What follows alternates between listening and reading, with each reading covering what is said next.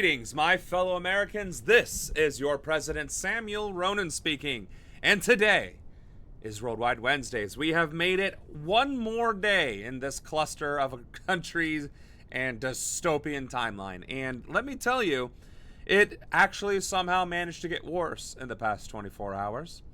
We are actually, evidently, honest to God, seriously threatening our allies in NATO, the North Atlantic Treaty Organization, i.e., most of Europe,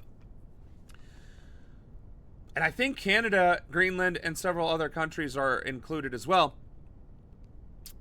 We are threatening every single one of those member states with and by wanting to invade Greenland. Now, if you had told me 10 years ago that there would come a point where a president of the United States was threatening to invade Greenland, I would have laughed hysterically. Like, okay, sure, maybe in an alternate evil dystopian timeline, but yet here we are. So, on top of that, we're also instigating the unrest in Iran while using our own secret police forces to murder and assault and terrorize citizens in our own country. The very thing we're accusing Iran of doing in their country. So make that make sense. All the white countries, yeah. And of course, hello, Anna. So there is quite a bit to cover today. We will get through it. But good grief. Like, this, I don't think this was actually part of Project 2025. The invasion of other countries and the, what? The global unification under the American flag through force and violence. I didn't see that one coming, but hey, here we are. Hey, Apolitical, welcome back. Yes, it has been a long time, but welcome back. You're always welcome. Did not have time to watch Twitch. Can't believe it got worse since last time I watched. Buddy, you and me both.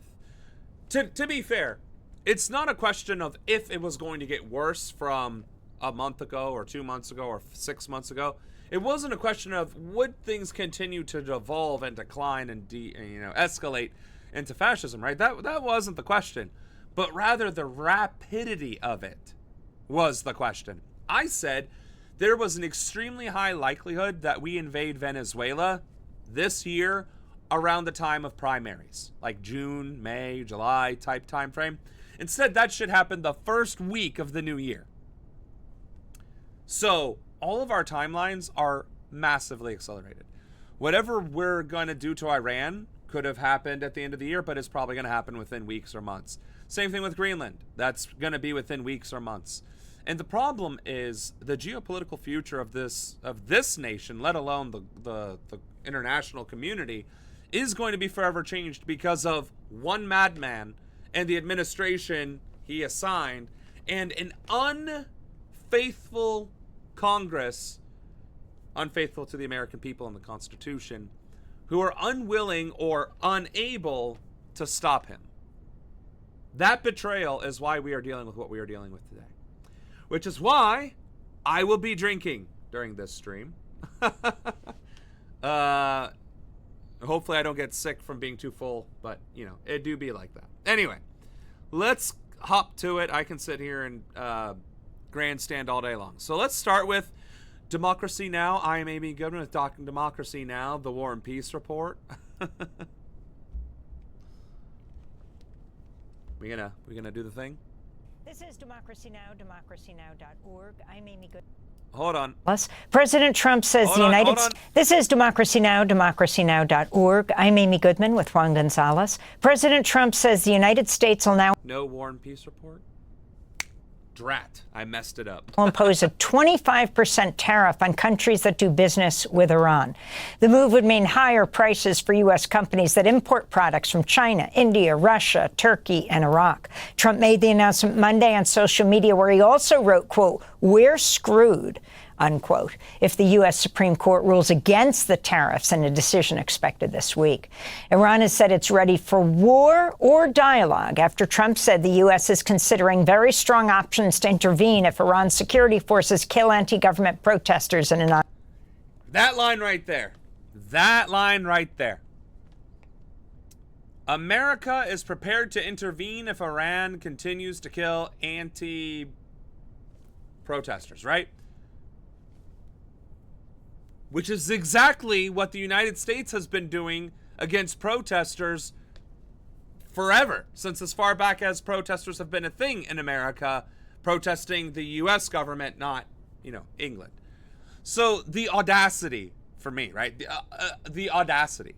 Also, the Iranian leadership is like, hey, listen, we will talk to you like adults or we will fight you. And here's the thing. Iranian air defenses have already proven successful against U.S. weapons fired by Israel.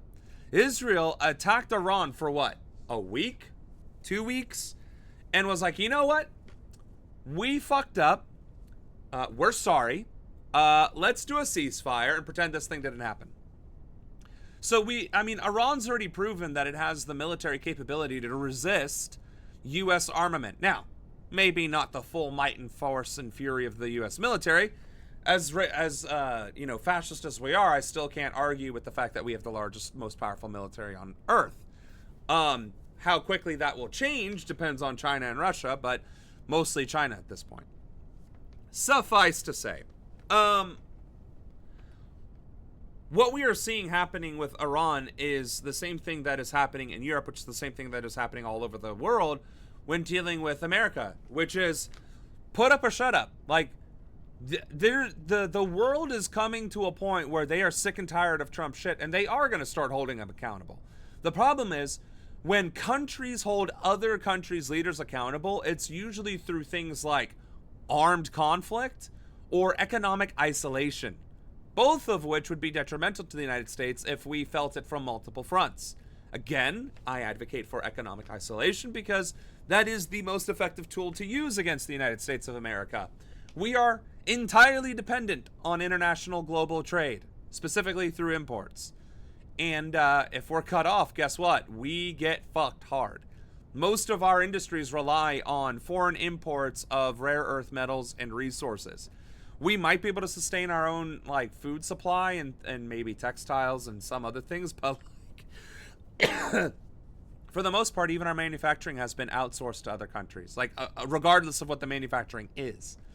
So cutting us off from global trade would actually be the most effective means of curbing this administration's aggression. But if these countries opt for military intervention, or if America forces their hand and it starts triggering a shit ton of alliances to engage, we can't fight the entire world at once. And fucking around and finding out is not something that I'd like to do at the ripe old age of 36 in the midst of a congressional campaign. So, just throwing that out there. Ongoing crackdown. The Norway-based group Iran Human Rights says at least 648 people have been killed since protests broke out in late December, and more than 10,000 people, it's believed, have been arrested. An Iranian official also reported today the number of dead could be as high as 2,000. United Nations Human Rights Chief Volker Turk said in a statement read by a spokesperson today he was horrified by the mounting violence. We are horrified by the mounting violence directed by security forces at protesters across Iran, as reports indicate hundreds have been killed and thousands arrested.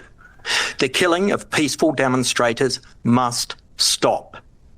The labelling of protesters as terrorists to justify violence against them is unacceptable.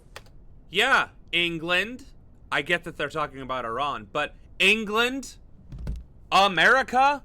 America is calling Renee Good a fucking terrorist to justify her murder by ICE, who has no authority or jurisdiction over anybody without a warrant against immigrants. That's it. That is the only authority ICE has. It requires a warrant for a very specific immigrant.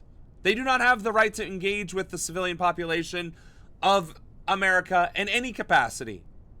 And yet this administration is quick to call anti-ICE protesters and, of course, anti-Trump protesters terrorists and allow the abuse of power and violence committed by ICE against protesters to continue unabated. So the fact that this UN dude is only condemning Iran and not the UK and not the United States, let alone Israel, proves the fucking point that this is just more Western hegemony, Western imperialism, rearing its ugly head yet again.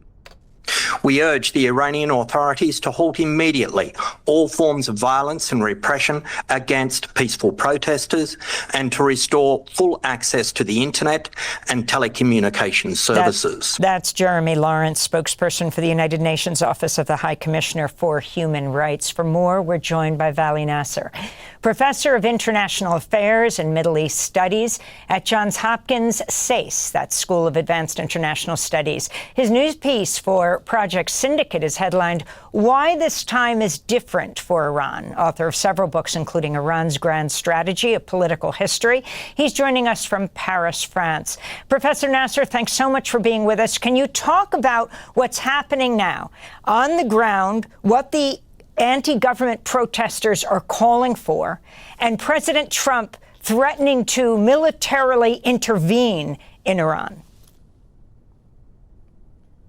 Well, the protests in Iran started on December 28th in reaction to a drop in the currency and the dire economic situation in Iran. They have since expanded into much more anti-government, anti-regime protests demanding an end to the Islamic Republic. They have spread across the country. But we don't know what the status is exactly because the government has imposed a news blackout or a blackout on the country. No internet, no communication with the outside. A lot of international flights in and out of the country have been canceled.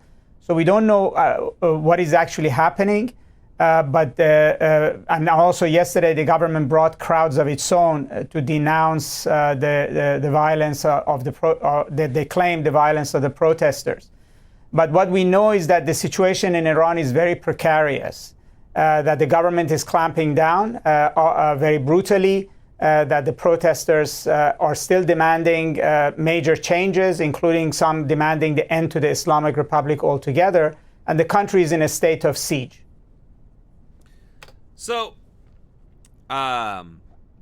we have watched several videos throughout this streaming history about regime change instigated by the United States of America vis-a-vis the CIA, especially in modern times, right? And we love democracy now, right? We love Amy Goodman. We 100% stand both her and her organization. But it is not lost upon me, and of course our viewers who have been here once or twice and seen us dive into it, that all of this discourse about Iran has zero input or zero context as to what led to these protests, this unrest, who's behind it and why. And the reality is, by omitting that information, by not discussing it, by not bringing it up at all, and he's a Middle Eastern Studies and International Affairs professor, he should know that this is once more CIA meddling with regime change in Iran. And we can point to a specific point in time in history with the sanctions. We can point that those sanctions are what directly led to this set of circumstances. The sanctions that crippled the Iranian economy, the instigations that occurred from the very beginning and started boiling over and building up, the historical fact that the CIA helped fund and organize anti-government dissenters, protesters, and organizations within the countries that they are in, to include Iran decades ago, and this is the fruits of that labor. This right here is the fruits of the labor of the CIA instigating regime change. Now, one could argue that the same thing happened in the United States because, well, we eroded what was left of a democracy and implemented a dictator, which is exactly what we do in every other country that's socialist or Islamic or has oil or other things that we want. They usually have a democratically elected leader. We stir up some shit, and then they end up electing some sort of dictator, fascist, whatever have you. The same thing has happened here in the United States via Trump. So what I'm not understanding is if this is the plan that we constantly engage in, and if this is the method that we constantly engage in, then why on earth are we just not straight up paying attention to this? And why are we not ignoring the state talking points? And why are we not going out of our way to bring up the truth behind these atrocities, to include the ones happening here at home? This is not a natural course of events. It just isn't, no matter how you look at it. Just like here in the United States, it's not a natural course of events. It is manufactured, it is deliberate, it is chaotic, and it is complicit with members of Congress, the Supreme Court, and all across the country. The same is true here in Iran. But without that extra bit of context in the journalism, in the reporting, it feels a little icky to listen to. And Professor, we've heard about the toll in terms of the killings of the protesters, but the government is also claiming, and the Institute for the Study of War seems to have been backing the claims, that there have been at least 114 security force members killed. So how peaceful are some of these protests? All right, hold up. Is Democracy Now! With Juan Gonzalez right now taking the point that the protesters are the problem and that their violence is the issue going on? Like, making me nervous. You're breaking my heart. Well, the protests have increasingly grown more violent. First of all, even in major urban areas, there's a lot of angry people, and there have been clashes, and there have been setting off fires. American newspapers, New York Times, etc., did report that mosques, a number of government buildings, the state television in the city of Isfahan were set ablaze. So these are not just crowds that are in all occasions carrying placards and denouncing the government. And then also in some of the provinces, particularly in the Western Iran, there's also a proliferation of guns. There have been ethnic violence there in the past. So there is a number of people who've been killed are members. See, we have maps. We have maps in Iran about the scale of protests. And yet here in the United States, we're just unilaterally calling all protesters bad and vicious, or whether there's 5, 10, or 1,000.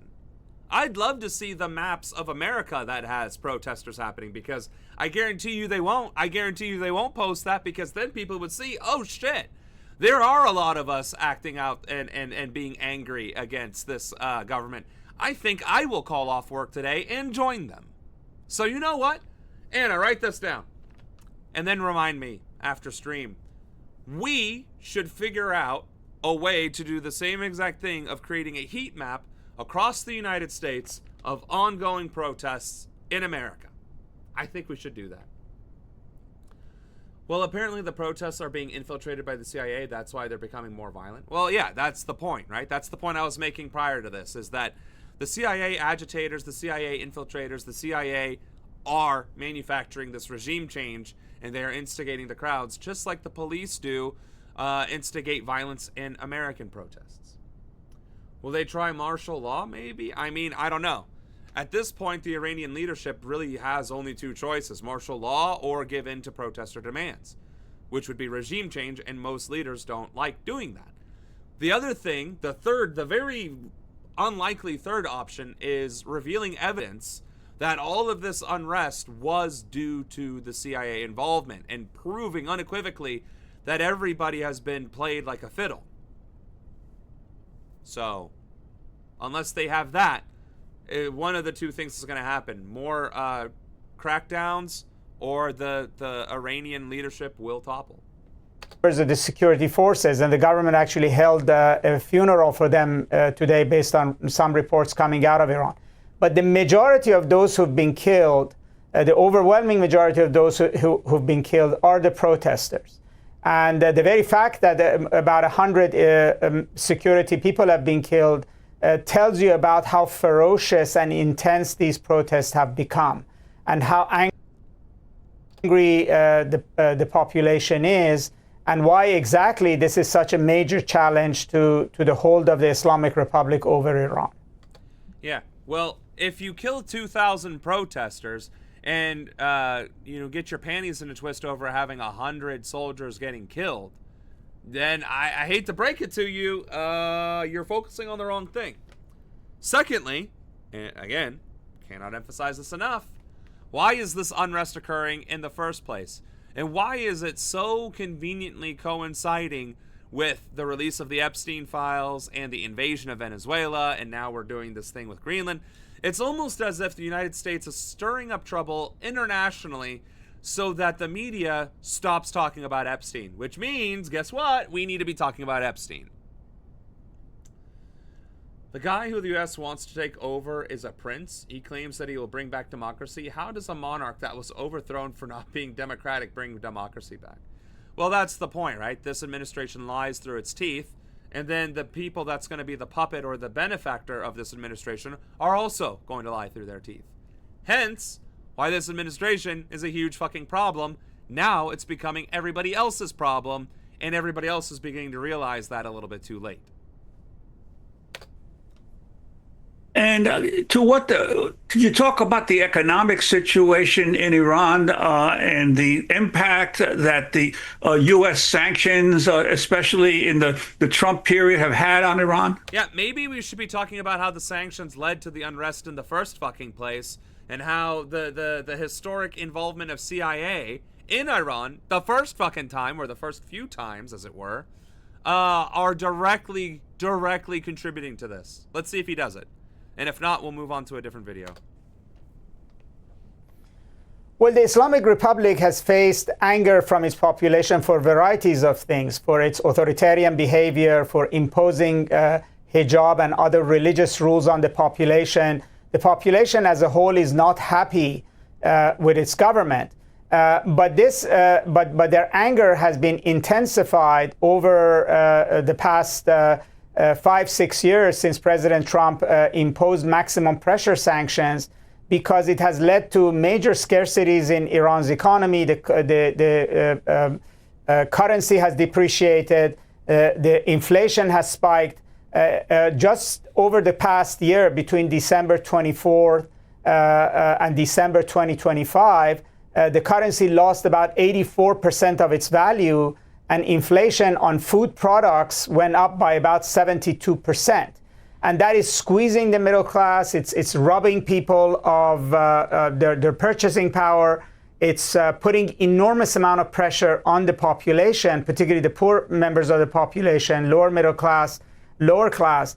And economic hardship has aggravated the... Wow, they straight up have a currency exchange system. Just show, that's crazy. That's crazy. Could you imagine if you were walking down the mall or down the street on, like, I don't know, to Walmart, Target, or, oh wait, 2 places that we should be boycotting. Who are we not boycotting? Kroger, Meijer? Anyway, imagine you're walking down the street going to a shop, and then you see an international currency exchange. That would just be so wild to me. I don't know. Interesting, but wild. Tensions that already existed towards the Islamic Republic. And we saw 2-3 years ago that this already was a factor when enforcement of hijab and the killing of a young woman for not wearing hijab properly exploded in the form of a national protest around the hijab issue, and it became something bigger. And again, this year we saw that the bazaar in Iran, the merchants protesting the collapse of the currency on December 28th, has metamorphosed into something much bigger. So as much as the Iranian government has tried to brush off the sanctions and persist in its nuclear position on its nuclear program and confrontation with the US, it's very clear that its population is becoming more exhausted, more angry, and is demanding change. And as it gets crushed between its own government's policies and US pressure, it is showing signs of enormous amount of restlessness. Okay, so they did not. I mean, they did bring up the sanctions, but they're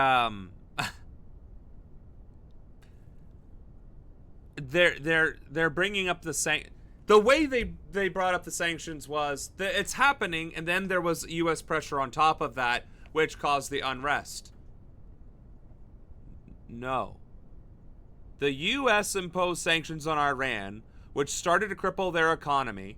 And then, instead of blaming America, they started blaming their government. The government decided to, instead of blame America, crack down on its people because of why? Why would that be the natural course of events?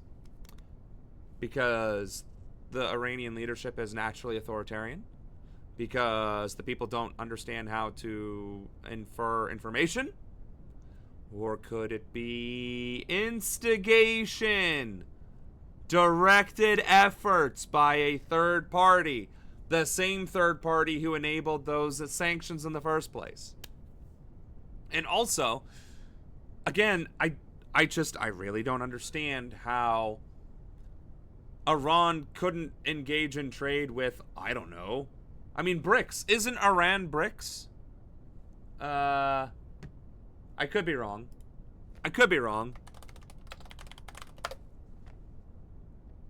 No, no, it is. It is. BRICS is part of, Iran is part of BRICS. So it's like, you couldn't have engaged in trade with Russia, Brazil, China, Egypt, Indonesia, the UAE. That's what I'm saying. Like, why did the economy collapse? There was no reason for it. It feels like maybe I'm just not smart enough. I don't know. Maybe I'm dumb. I don't know. I don't understand how the economy just goes batshit insane, and then it's just impossible to deal with because, again, and I really cannot stress this enough, most currencies are no longer backed by gold. They are fiat currencies. They are the price that the government sets them to be. And so arguing that an economy or a unit of currency can just go out of control does not make any sense. It just doesn't. Price controls should solve that problem. And so maybe I'm ignorant. Maybe I don't understand. Maybe once I'm president and I implement price controls, I end up crashing our economy. I don't think so, because we spend money into existence, and curbing corporate price gouging and rolling back prices to pre-COVID era amounts and freezing them there seems like the smart thing to do because, again, here's my point. This is the point that I am trying to make here, is prices are as high as they are, not because of inflation. Inflation being the economic circumstance of the devaluation of a currency, right? Because either there's more of that currency than there is demand to use the currency, or because of economic conditions that cause prices to exceed the value. No. Prices to rise. Well, you know, we can just look up the true definition of inflation.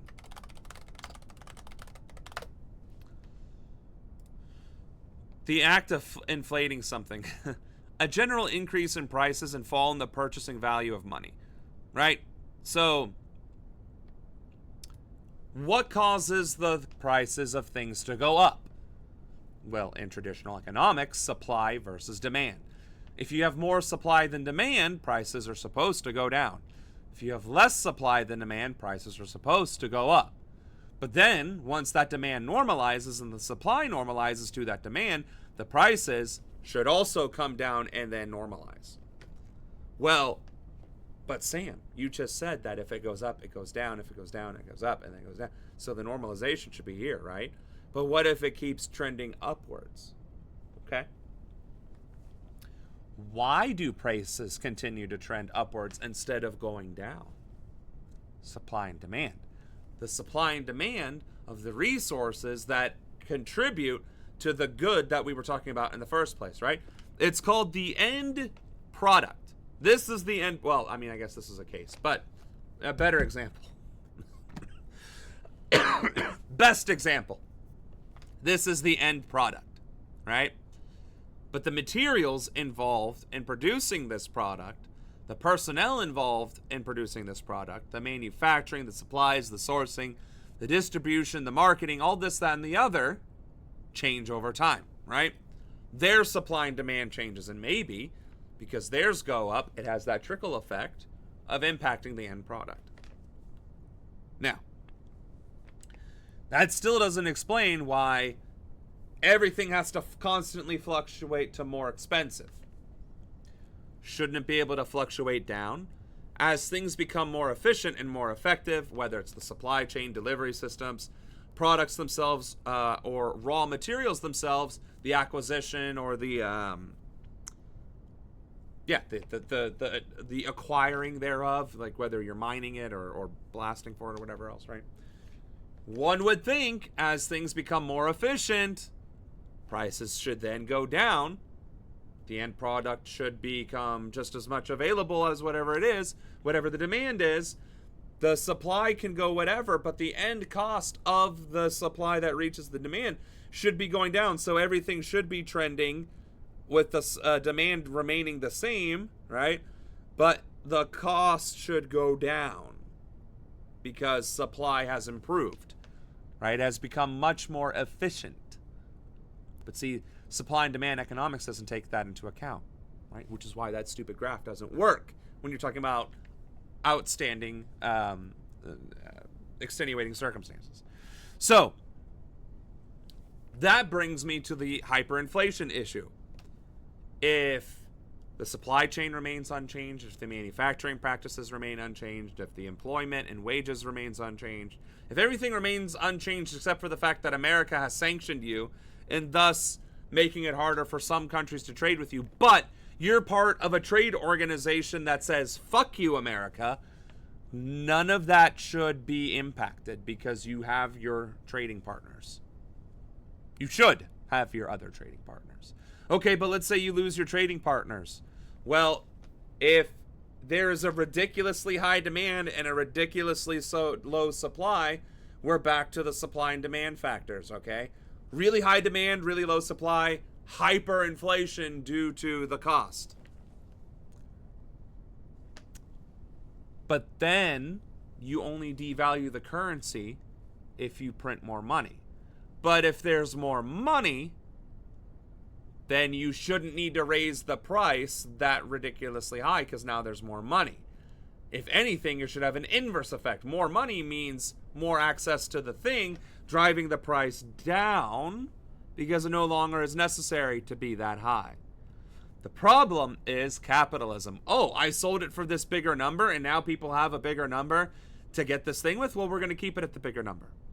And that, right there, folks, is the sole reason inflation occurs.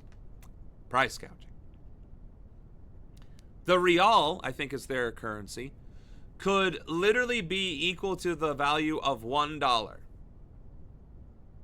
And 1 real could buy a loaf of bread or, gallon of milk or whatever it is people get in Iran, right? Maybe they don't get milk. Maybe they get oat milk. I don't know. I don't give a shit. The point being, if you fix the prices across the entire industrial complex, I'm talking every bit of the GDP gets normalized, right? Let's say the entire GDP is like 4 quadrillion reals, right? Which amounts to, well, what is Iran's GDP?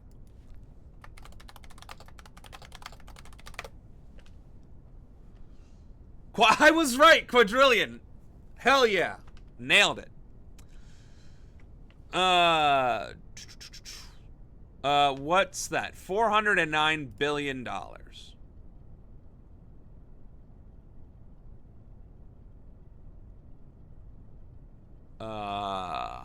So it fluctuates heavily between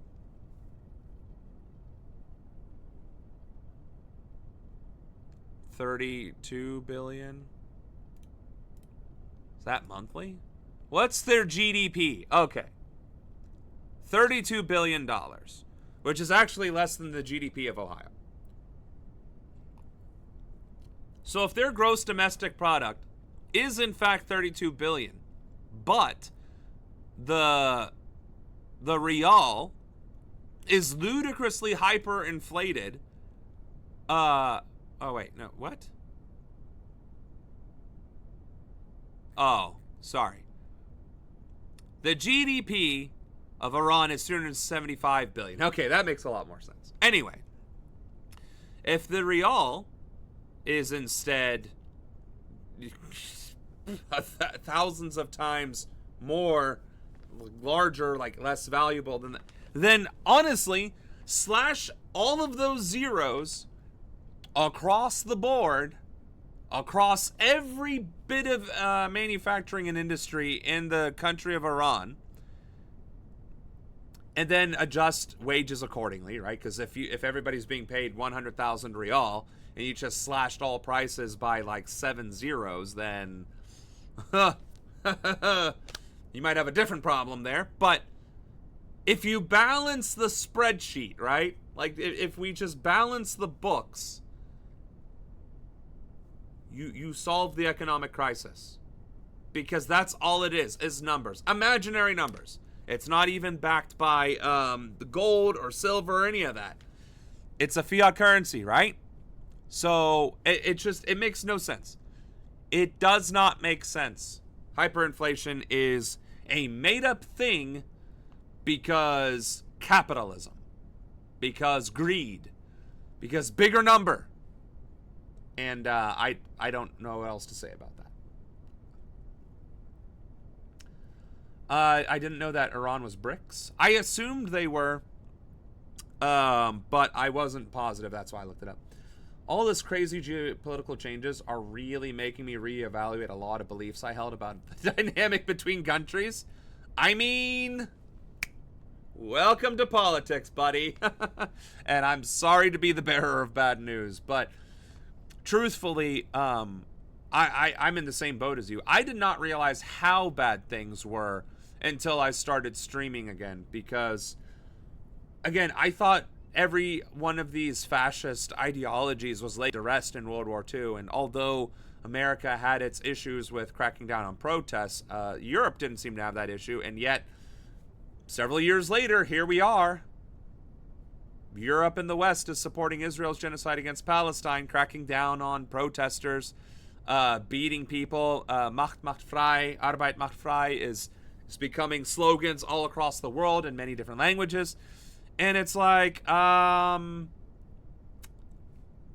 thought we went over this in history class already. Why the fuck are we repeating this egregious mistake? And so, yeah, no, I agree with you. I did not realize how screwed we actually were even 10 years ago, to be honest, because again, this didn't just happen overnight with Trump, the first term or this term. This was decades in the making, ever since the end of World War II, and unfortunately, we're seeing it come home to roost now. In my first 90 days in office, I will lower every aspect of cost of living by 30%. Gas, power, water, rent, trash, heating, all will go down by 30%, and food costs. Right, that's what I'm saying. You should be able to do that. Like, I don't see how that would negatively impact the economy at all. International trade would be upset. What do you mean? You guys are only charging yourselves $3 for a widget. You're still charging us $30. Well, I didn't want to disrupt the international economy. I just wanted to fix mine.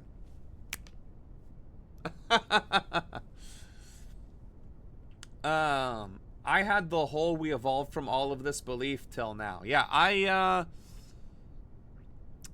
yeah, pretty much. I mean, that was kind of, yeah, it's kind of it. Yeah, that is a very apt summary, Apolitical. I think, nailed it on the head. All right. Speaking of Iran and Trump, from the tarmac in Joint Base Andrews in Maryland, so President Trump just watched promises from Democracy Now! Was a day old. This video is 17 hours old, so much more recent, and Trump cancels the U.S.-Iran meetings and is instigating and fomenting the unrest. he'll take very strong action against Iran if it executes protesters. What what you say to U.S. service members about why it's worth the risk to intervene in Iran. Yeah, Iran said that the last time I blew them up with the nuclear capability, which they don't have any longer. So Iran said that the last time. They better behave. A former State Department official told Al Jazeera an all-out ground attack is unlikely. I don't think an attack would be in what one could consider a regime change operation. It certainly wouldn't be a ground attack. I don't think it would resemble what happened in the 10-day war in June. Soaring costs of living and currency collapse have already galvanized tens of thousands of people to the streets since late December. Battles between protesters and security forces has put the death toll past 2,000, according to the US-based observatory HRANA. It says the casualties are on both sides. Iran says more than 100 security personnel have been killed. But even Trump admits the numbers are difficult to verify. The killing looks like it's significant, but we don't know yet for certain. Trump has called on protesters to take over institutions and says he's cancelled all meetings with Iranian officials. Again, urging protesters to take over all institutions, yet brutally cracking down on the protesters that are trying to hold this administration, him, accountable. Can't make this shit up. Iran said that the last time we blew them up. Right, and that's the thing. America didn't blow them. Well, we did attack them, but it was largely empty. It was a non-issue. But he's touting it as a victory because that's what fascists do. They keep rewriting history. Do not believe what your eyes and ears tell you. Believe what we tell you. Unbelievable. Iran has accused this administration of fomenting dissent and threatening sovereignty. But Foreign Minister Abbas Araghchi says he's open to dialogue. If the protests continue and Trump carries out his threats, the question is, will pressure give way to talks or push the countries closer to confrontation? It's going to be confrontation. It's 1,000% going to be confrontation, because if you think for a single fucking minute that anybody on this earth is going to allow the United States of America to invade and occupy Iran the same exact way we are invading and occupying Venezuela, you're out of your fucking mind. The fact that America is gunning for Greenland, and that's already causing enough tension, if we try this shit on Iran, we won't have to worry about Greenland, because we will probably be swept off the map within minutes of that invasion of Iran. So, no. I don't think a military strike would be smart by any stretch of the imagination, but this fucking clown might do it. He just might do it. So I don't even know what to say anymore, because every time I predict something, I'm either off by a couple months or he proves me wrong. So I'd rather not speak it into truth. And this is crazy, right? So this video, the title says, U.S. could pursue covert actions in Iran amid deadly protests. As if the protest situation in Iran isn't already a U.S. covert action. Are you fucking kidding me? Right. Be careful making bad predictions. You lose either way. Yeah. And that's kind of the struggle here, is that I don't want to make predictions, because if I'm right, it's bad. And if I'm wrong, it's still bad because of how, whatever direction it went. But the fact that CBS, which is being part of this Warner Brothers, Paramount, Netflix debacle, if CBS is already touting the Trump byline, why does he care if Jared Kushner buys it? If they're already capitulating, then what difference does it make? I don't understand. 500 people have been killed during 2 weeks of mass anti-government protests across Iran, according to a U.S.-based human rights group. Security forces in the country have reportedly detained more than 10,000 people. President Trump is now saying he may meet with Iranian officials after threatening possible military action if more demonstrators are killed. Over the weekend, he said Iran wants to negotiate, but that the U.S., quote, may have to act before a possible meeting. CBS News Middle East reporter Courtney Keeley joins me now. So, Courtney, what would a meeting between... I mean, straight up threatening another country with yet more military involvement and violence. Like, if any other president had done that, they would have been impeached by both parties. That's including Obama, Bush, and those two did bomb other countries, but with congressional approval. U.S. and Iranian officials look like, and what would they negotiate over? Well, that's the big question, and we know that Israel and the U.S. would be ready to launch airstrikes, for instance, at their ballistic missile program. There have been discussions before the 12-day war with President Trump's team, Steve Witkoff, and the Iranian foreign minister. The Iranian foreign minister would probably lead those talks, and he's the one that says that he would want to do it, whether we see it in a place like Paris, a place like Oman. Those were the neutral places where they were negotiating over the nuclear deal before those airstrikes in June of last year. Iran's exiled crown prince, Reza Pahlavi, spoke with our Nora O'Donnell. I want to play you some of our interview. Iranians are resilient despite what the regime is trying to do. However, the most obvious question is, are we alone in this fight, or will this time the world respond to... You know, this guy looks pretty fucking old for being a crown prince. Also, if he's an exiled prince, then what's with the king? Is the king still somehow alive? I don't understand that either. This brutality and come to their help. So what would it take to end this and have a regime change in Iran?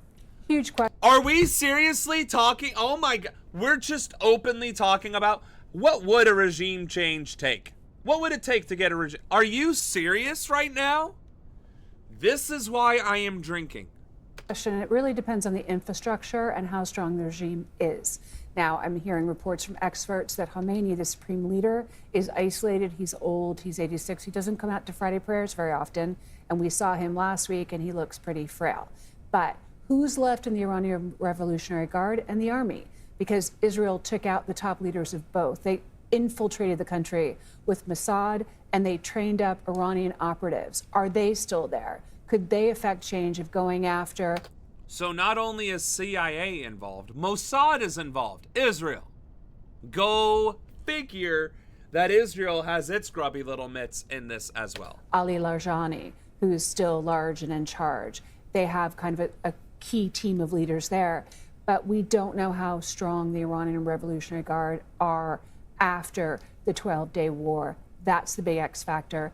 That's what we're waiting to hear. Right now, protests have gone quiet because of the bloodshed of the last couple of days. We're looking at a lot more than 500 killed, most likely. Courtney Keeley, thank you.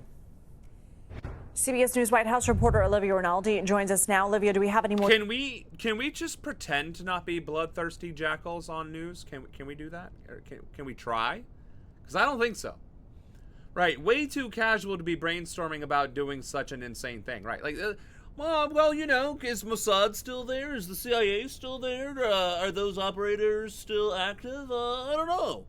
Looks like we could have regime change by tea time. More details on what options President Trump is considering when it comes to Iran.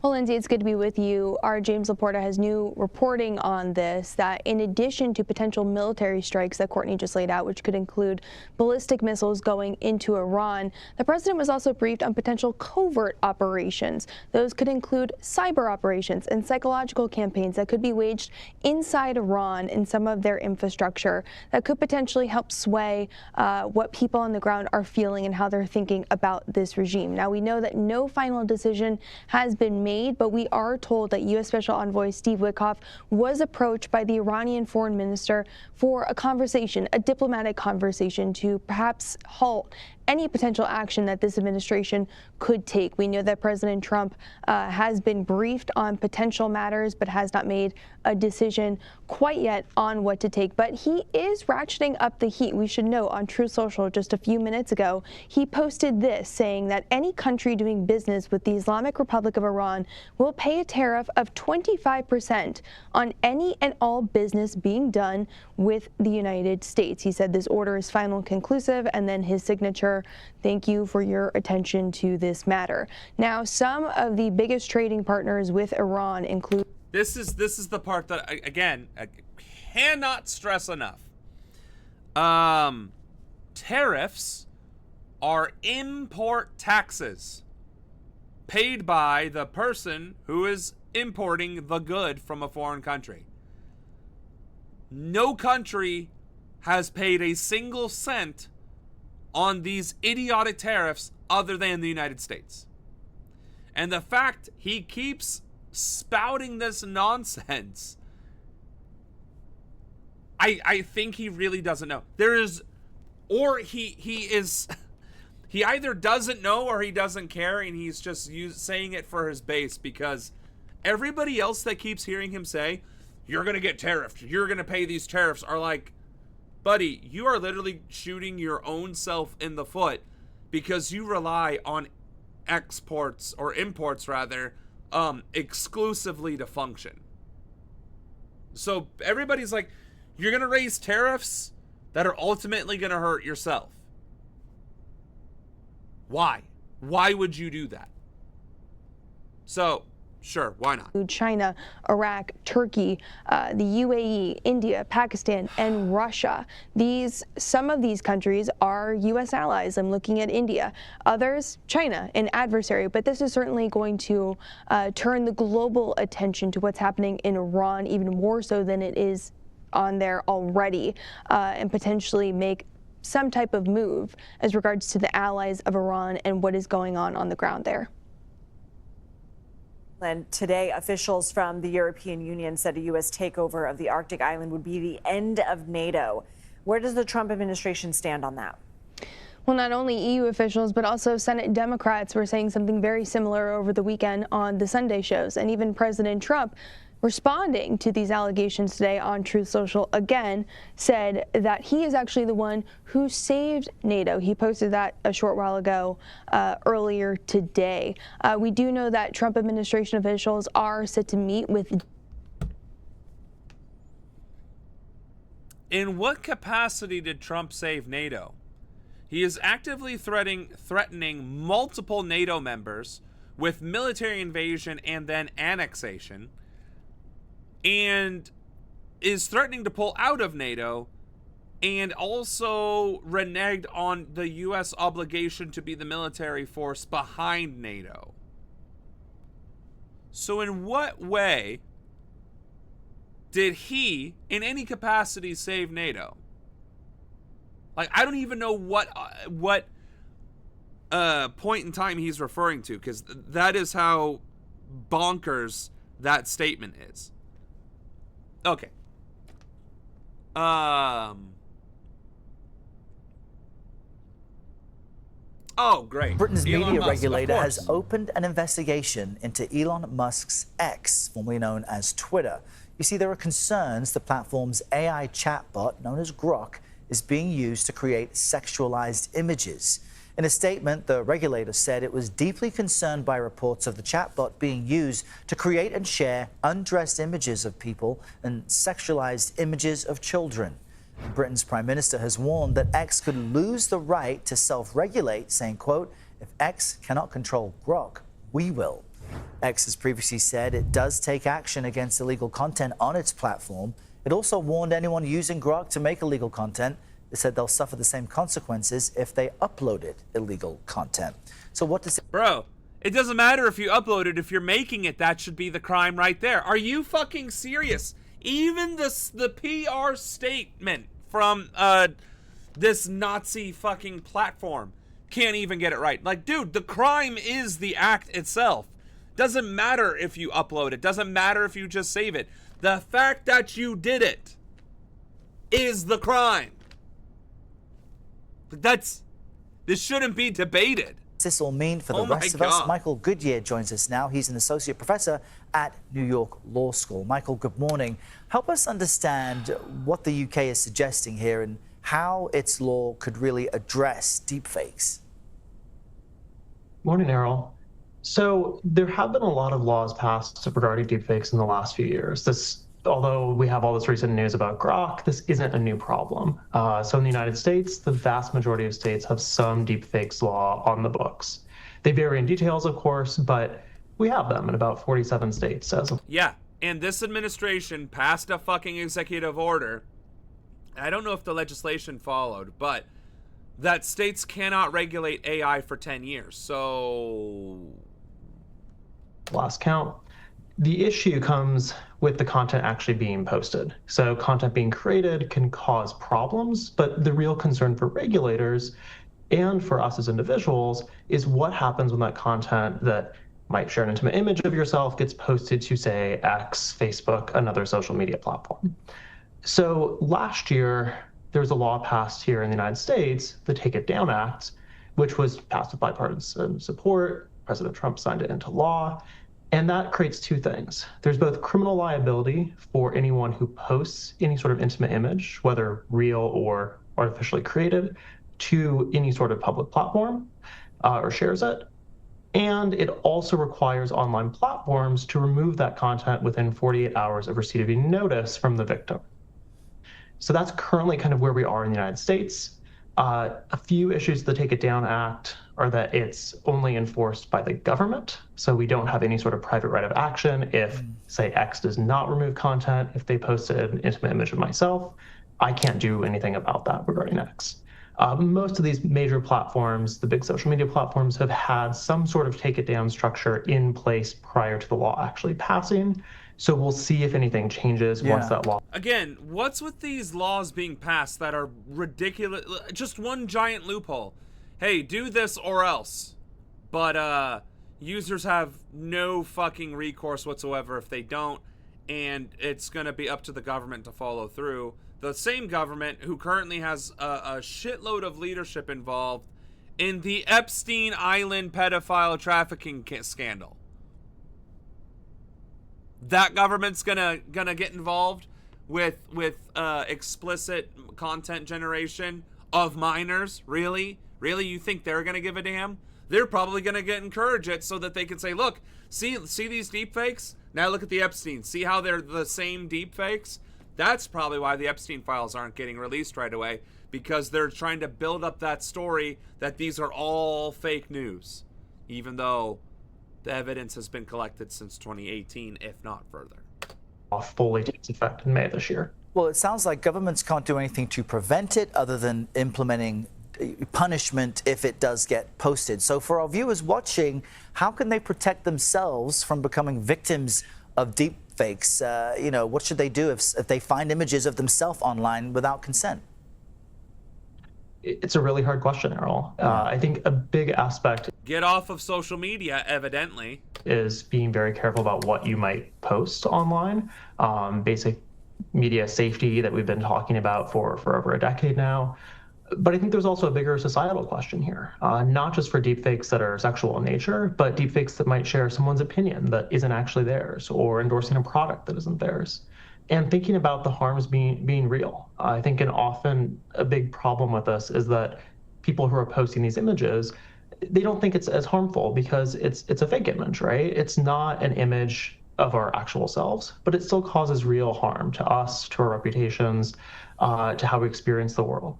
It's a scary and brave new world out there. Folks should be aware. I love how on the news they're like, hey, so if governments don't do anything, what can you do about it? And the answer was nothing. Because, again, all you have to do to create a deepfake is have an image and audio, possibly even video, and bam, you have all the tools necessary to create a deepfake. So somebody could download my video from YouTube, because I have no control over that. They could run it through ChatGPT. They could have this background, my visage, this vest, this handsome mug, right? And then just have me spouting the most Nazi-esque filth of all time, and then try and use that against me, like, oh, he's trying to be pro-populist and labor, but listen to him here. And I'm like, I have never said that in my life. Deepfake, but how am I going to prove it? right? Because I don't have the technical skills to prove that that's AI instead of, you know, my actual content. And I don't have the money to hire a lawyer to sue these fuckers either.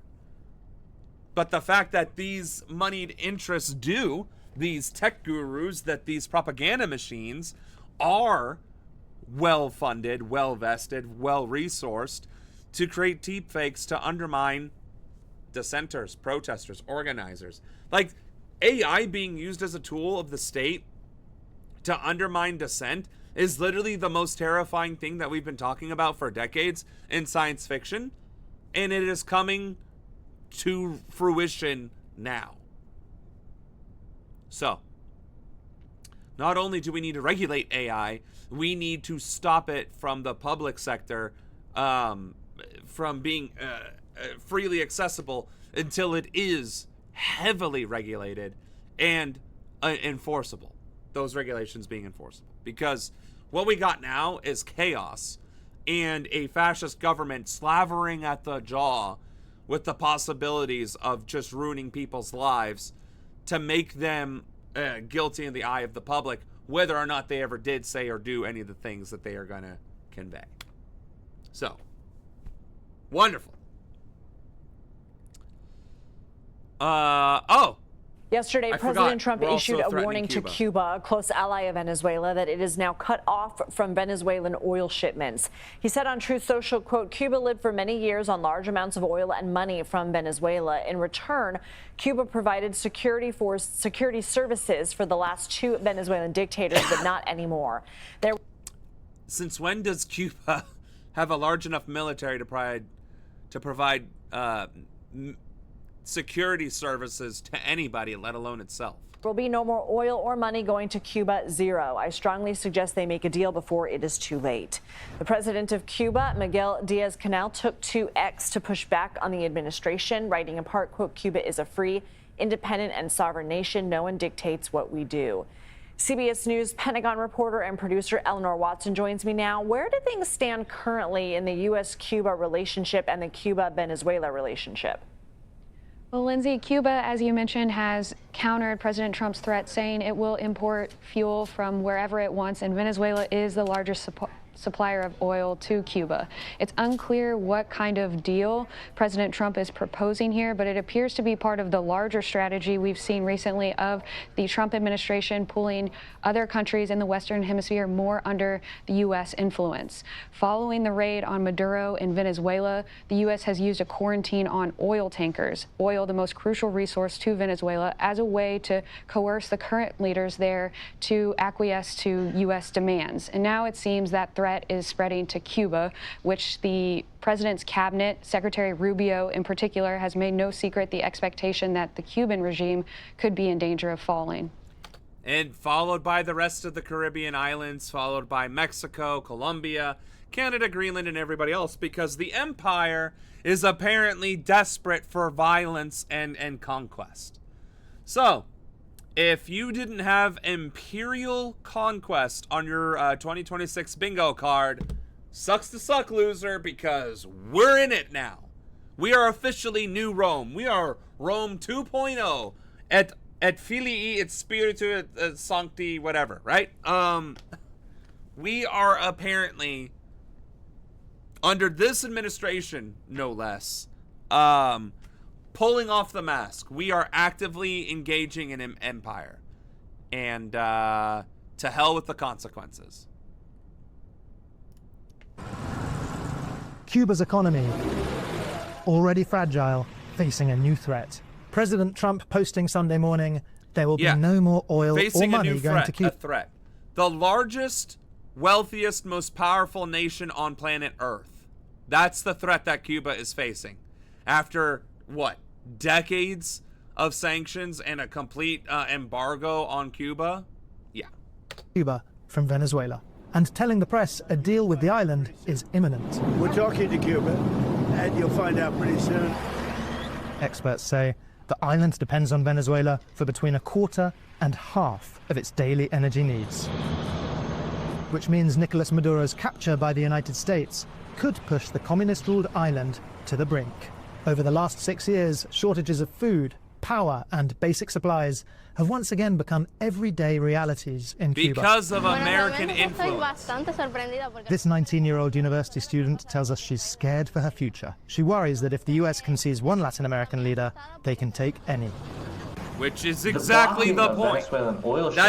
That is exactly the point that we have all been making.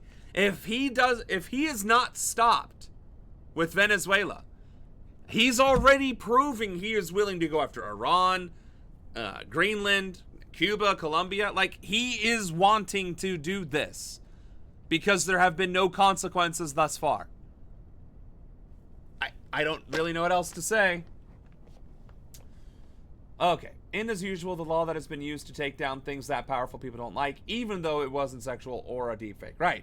Laws being used on behalf of the state rather than to protect the people it was intended for. Or intended for. I thought that you were going to say that they would have you naked doing taboo things. I mean, they might be doing that too to try and undermine me. It's like, look, he says he's a straight white male and a veteran and a man of the people, but look at him taking it in the ass by 5 black men. Who knows? They actually did provide security services for Venezuelan leaders since they have so much experience with... Oh, I see what you're saying. I see. So it wasn't military security. It was actual, like, bodyguard security. That tracks. Because Fidel survived, what, 50 years of assassination attempts? Yeah. Which we're already seeing from the U.S. naval blockade, that could tip Cuba over the edge into an economic crisis, the likes of which we haven't seen since at least the early 1990s. The Trump administration signaling that by cutting off subsidized oil deliveries from Venezuela, it can bring the Cuban government to its knees. Yeah, look, if I lived in Havana and I was in the government, I'd be concerned.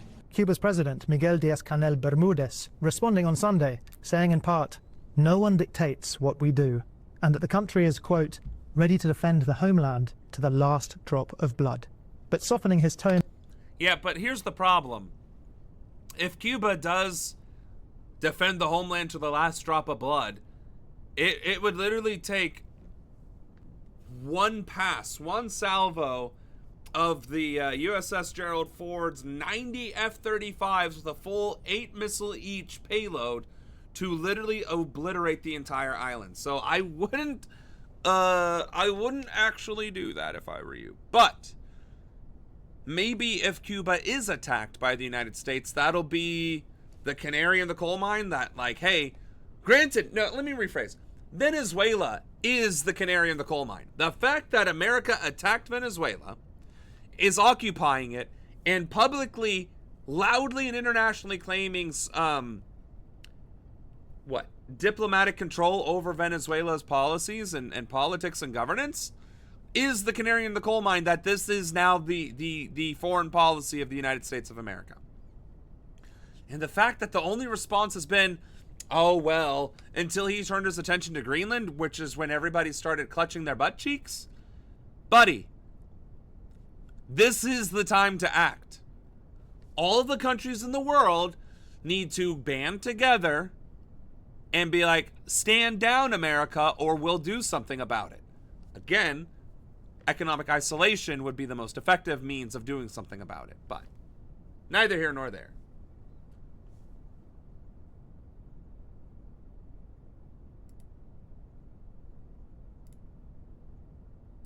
All right. Exactly. Fidel survived over 600 assassination attempts. That's about 1 assassination attempt per month. Yeah, that's pretty much, and that's insane too. Like, imagine being a world leader and facing an assassination attempt every single month of your time in office. That's nuts. In Monday morning, saying, "We have always been willing to engage in a serious and responsible dialogue." US sanctions on Cuba, which have been in place for decades, have never been fiercer, and economic pain is now set to increase. But on this nationalist, authoritarian island, there's barely any organized opposition. And regime change advocates in Miami have never been able to explain just how a political transition could take place. American involvement in Cuba hasn't always gone as planned. In 1961, John F. Kennedy approved the Bay of Pigs invasion, aimed at toppling Fidel Castro. It failed. More than 100 members of an American-backed brigade were killed. 6 fighter planes were shot down by Cuban forces. It solidified Castro's grip over the... Well, to be fair, that wasn't a modern F-35. But Cuba has apparently been able to fight off the United States before. Who knows? Maybe they can do it again, but if they can do it again, we don't even... Why are we even talking about this? America needs to be stopped before they even turn their sights on Cuba in the first place, because they're already turning their sights on Greenland and Iran. So I don't know, guys. All I can say is America needs to be checked before World War III gets kicked off because of this idiot in our office. With the island nation. Political dissent over the decades crushed. Some worry that in the long term, the Trump administration's strategy could undercut US national interest. If you push the country to the brink of economic crisis and beyond, are you creating a failed state 90 miles from US shores? On the streets here, some... Well, we did it to Iran. I don't see anybody talking about it that way. I don't hear anybody talking about, should we be pushing Iran into a failed state? What could happen then? That would be pretty bad for everybody, right? Nope. They're just like, oh, Iran and their their authoritarian Islamic Republic dictatorship is finally falling to its knees. Pushback on any US intervention, but also indignation and concerns of political escalation. This 63-year-old resident saying, we have to stand strong. I'm already an older person, but if they give me a rifle, I'll go fight. That was the most based thing. What? Grandma Abuela just said, if this shit keeps happening, whatever, give me a rifle and I'll fucking fight. I'm already an older person, but if they give me a rifle, I'll go fight. What a woman. What a woman. Another man saying he's scared for his 18-year-old brother, currently in military service. Cuba has been sanctioned for longer than any other country on Earth. But in Mexico, it has an important ally. Still, Mexican President Claudia Sheinbaum facing pressure from the Trump administration to stop oil shipments to Cuba. Sheinbaum describes them as humanitarian aid. I would expect to see the Trump administration lean hard on Mexico to further decrease them or stop them completely. Tonight in Cuba, many fear what comes next. Pawns in a geopolitical game. People know that even harder times may be ahead. Well, where's Claudia with regards to Venezuela? Because didn't she say she was going to protect and stand by Venezuela? I mean, if all she has is rhetoric, then just be quiet, right?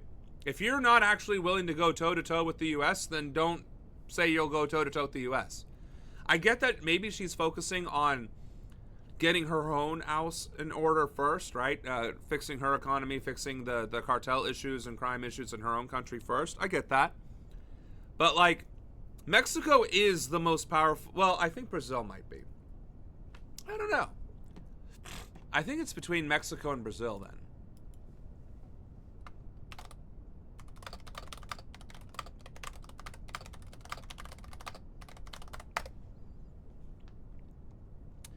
Brazil, apparently. Okay. Still, Mexico being the second most powerful, then. Like, if it comes down to Mexico and Brazil standing side by side against America, I don't really know how that's gonna go. Also, hopefully the world has intervened long before that happens, but I guess we're gonna find out. Ed is joining us now from Havana. Ed, we're glad to have you there on the ground. You talked about some of the resources Mexico sends to Cuba. We know the Mexican leader spoke with President Trump today, but it sounds like Cuba did not come up in that discussion. Yeah, that hasn't been confirmed, but I think many eyes are turning to Mexico as part of this geopolitical game now, because for the first time ever, last year, Mexico emerged as the main country sending oil to Cuba. Not Venezuela, but Mexico. President Sheinbaum has long characterized these deliveries as humanitarian aid and emphasizes the historical relation between Mexico and Cuba. Mexico is the only country in Latin America not to cut diplomatic ties with Cuba after the 1959 revolution. Interestingly, Energy Secretary Chris Wright has said that it is not US policy to stop shipments of Mexican oil to Cuba. That contradicts a social media post by Donald Trump yesterday on Truth Social that zero oil would from now on be getting into Cuba. We do know that President Sheinbaum and Trump spoke earlier this morning. It's not been confirmed whether the issue of Cuba came up. Okay. Ed Augustin. What's crazy about all of this is the invasion of Venezuela was presumably prompted by the oil industry because they wanted access to oil, Venezuelan oil. Except after Venezuela was occupied, those same oil companies pulled out, probably because of the international backlash. They didn't want the PR fallout that would result in, right? So instead of being able to develop Venezuelan oil for U.S. interests, now he's just going about seizing oil tankers in the Caribbean, i.e. piracy. He's turning the United States of America into the largest cartel in the world, engaging in piracy, engaging in terrorism, engaging in human trafficking and kidnapping against foreign countries and our own. So again, there's no other way to describe what is happening other than turning the United States into a rogue state. We are a rogue country being led by a despot. And apparently nobody is willing to interfere. At least not until January 1st, 2027, when I swear in as a member of Congress. Because I will 1,000% take umbrage to this administration and bring it immediately to the floor. Because nothing less is acceptable. Nothing less is acceptable.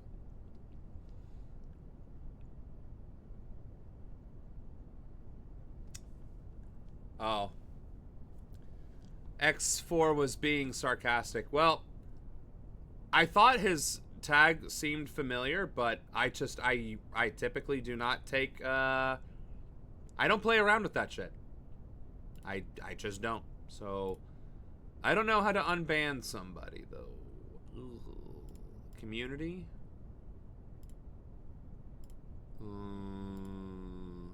You would think that would be under settings somewhere.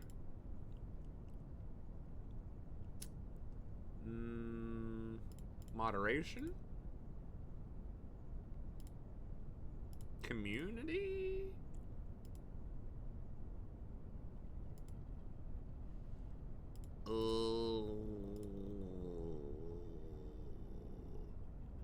I can't click on his name. It deleted it from the chat.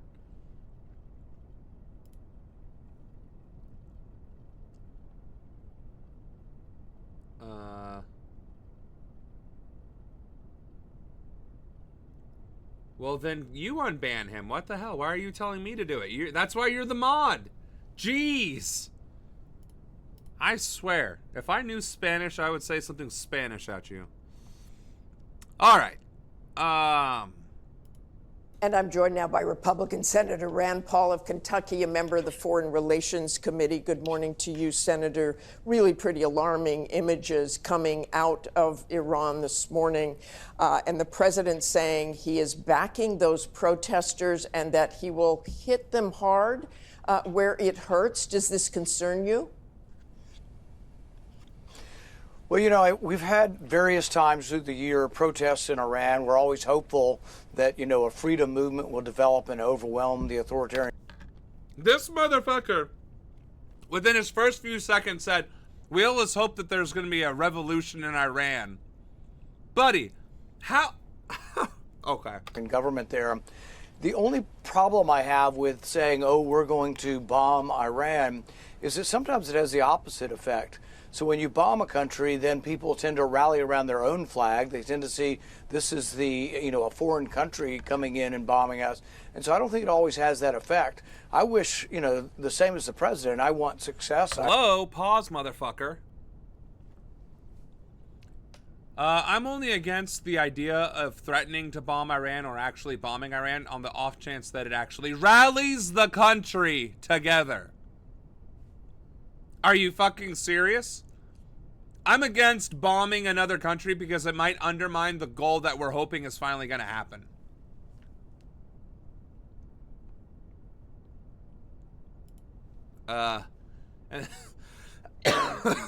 On that note, S4 Gaming, my bad. I've become a little bit more sensitive over the past few months due to, well, the fact that we're doing some terrible shit and people do get on the stream, do say that kind of stuff and mean it. So, mea culpa on that. I should trust our long-standing supporters and followers. My bad. All right, I finished a cerveza a moment ago, so you know, it's been one of them. It's been one of them years, and it's only 14 days into it. Yes, use more emojis. Make sure the sarcasm is real. Real noticeable, yes. I hope that the freedom movement survives. I hope that the Iranian government, doesn't kill the protesters, but it sounds like they already have. But I don't know that bombing Iran will have the effect that is intended. And what about those threats of bombing right now and what you heard from the Ayatollah there? I don't think I have ever heard a president say they may take military action to protect protesters. Certainly with Soleimani, when the Trump administration hit him, there were massive protests against America. But they are shouting death to the Ayatollah. Do we owe it to those protesters, do you believe, to help them? Are you kidding me? The sheer hypocrisy of our news media, this senator, this reporter. Are you fucking kidding me? The hypocrisy. Do we owe it to those protesters to protect them? Bitch, didn't you just cover a newsreel a day or two ago when ICE murdered a civilian, a U.S. citizen in Minneapolis?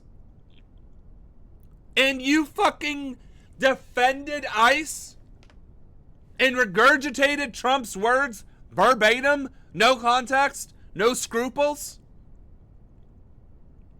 But sure, let's go ahead and defend the Iranian protesters overthrowing the Islamic Republic. Meanwhile, we're going to continue to curb stomp, slaughter, intimidate, and terrorize our own citizens with our newly minted secret police force. Outstanding! Unfortunately, life imitates art, and my sarcasm could become reality. Yeah, well, to be fair, we were talking too about how some of my predictions have kind of like came true a lot sooner and harsher than expected. And yeah, so I'm gonna stop making some predictions because I'm apparently too good at it. And they come true faster, so it's like alright. So we're not gonna listen to that. We're just really not gonna do that. Maria Corina Machado to visit the Trump White House. We also have this bit of news just in from the White House. Venezuelan opposition leader and Nobel Peace Prize recipient Maria Corina Machado will visit the White House this Thursday. Oh, the bootlicker who is trying very, very, very hard to get in favor with Trump so that she can be the new president of Venezuela after getting the Peace Prize. Yes, of course. Yeah, he also bombed Nigeria. Like, again, this piece of garbage has been acting like a power-drunk dictator, a power-drunk emperor of Rome. He's been acting like Nero since the day he got into office for the second time. And honestly, we saw the writing on the wall the first time around, and then we voted for a second round of it. And I don't get it. I really don't fucking get it. face-to-face with President Donald Trump. Now, this comes amid U.S. pressure campaigns going on in that region, including... No, it's not a pressure campaign. It is an abduction of a sovereign head of state, the unlawful military act of war against a sovereign state, and the illegal occupation of a sovereign state after a months-long campaign of terrorism, of extrajudicial murder of sovereign citizens from that country. This is not a pressure campaign. It is war. It is war crimes. What the fuck? Maybe I do need a second beer. And I'm about to call off work so I can smoke this and go to bed in the next hour, because if I get a nicotine high, I'm not gonna do so well trying to sleep. But like, are you serious right now? Like, are you fucking kidding me? A pressure campaign in Venezuela? After all we've done? He has outright said he doesn't give a fuck about international law. He absolutely has, and he continues to prove it. It's made huge headlines, the U.S. capture of the former Venezuelan president and President Trump's... It's... Okay.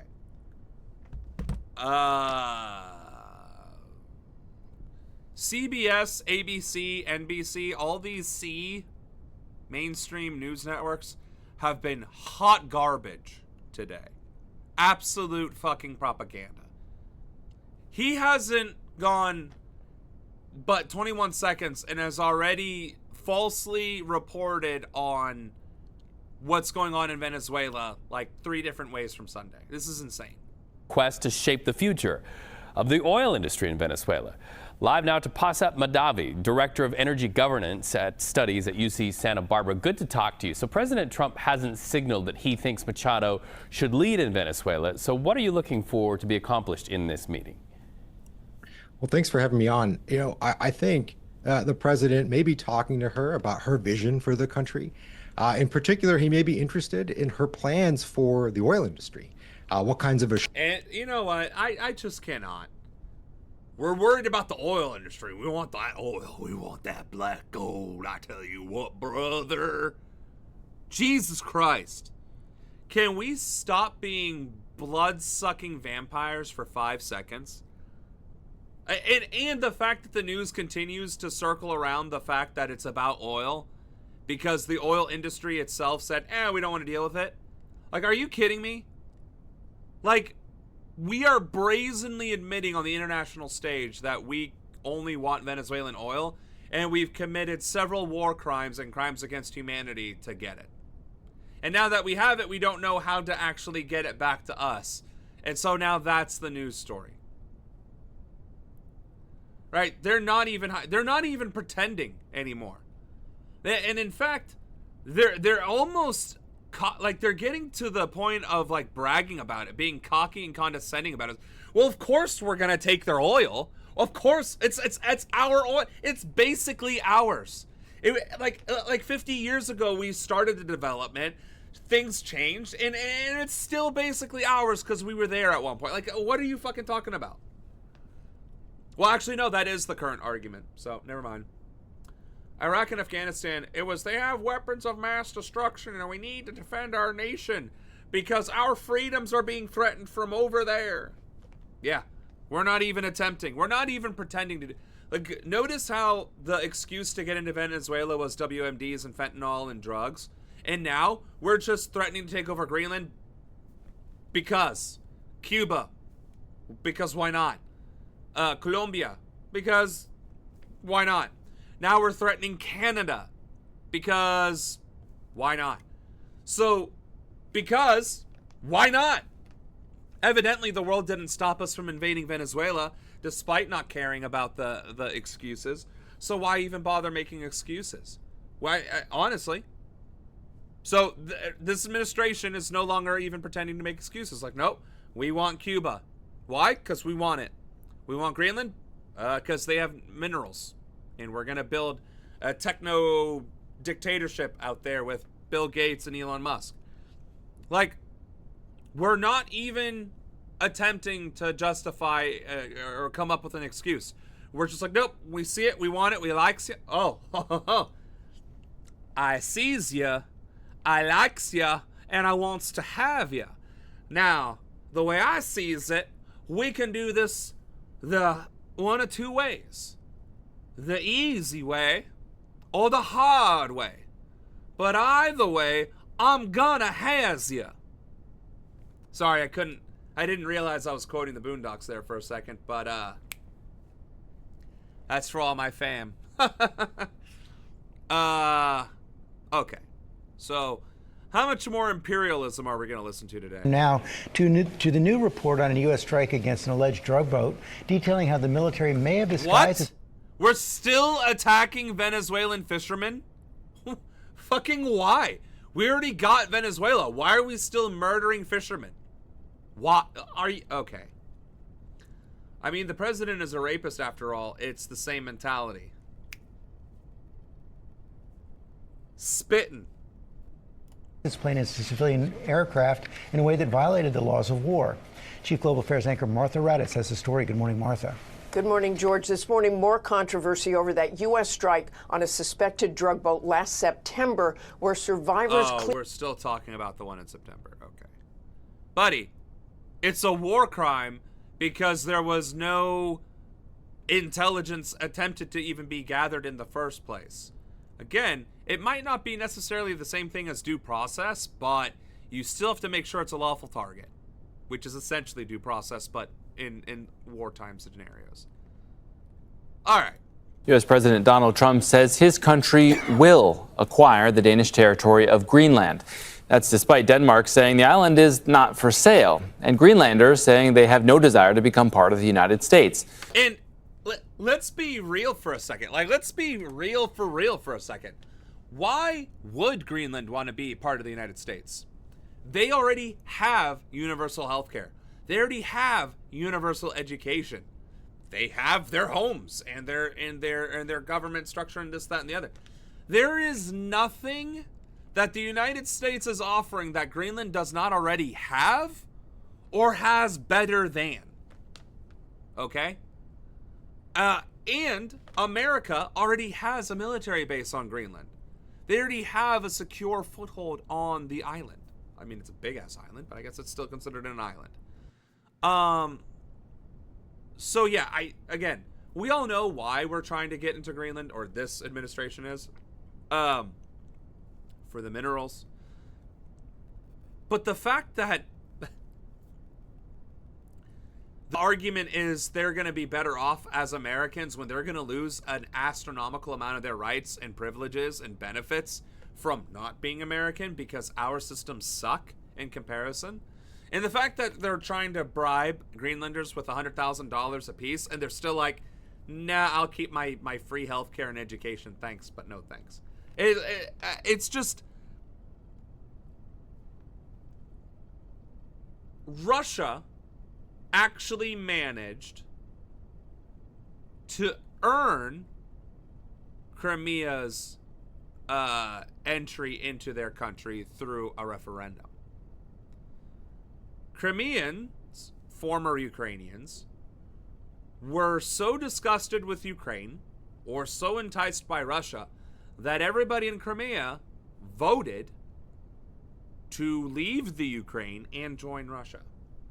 Russia earned Crimea because Crimea chose it. Now, we can argue whether or not, there was some influence and some corruption involved. We can argue that. But at the end of the day, the referendum was held. The legitimacy of the act was there to be verified and respected. There is no referendum. There's no interest in a referendum. At least if there was, we could maybe make an argument or a debate. But guess what? There never was. And at this rate, there never will be. So the fact that the carrot isn't working, like, we'll give you $100,000, Trump turns and says, okay, now we're going to fucking invade you. Bruh.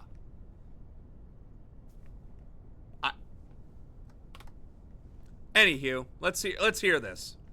Trump has been pushing for the island to come under U.S. ownership. U.S. Secretary of State Marco Rubio will meet with Denmark's foreign minister next week to discuss the issue.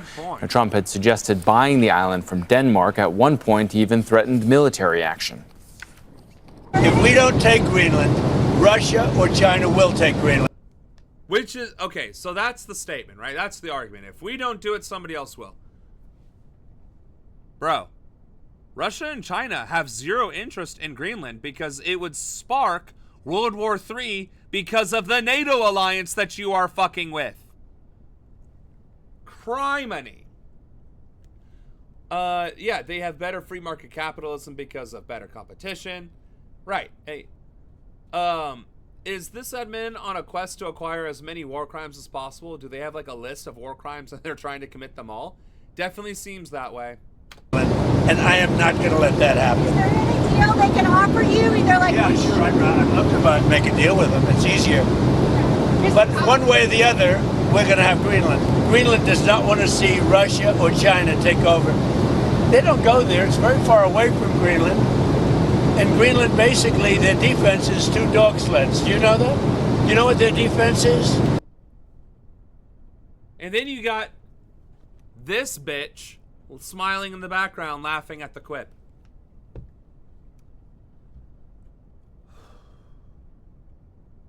I'd say I need a drink, but then I'd be on too, so, I'm not trying to get drunk on stream, folks, and I'm a bit of a lightweight.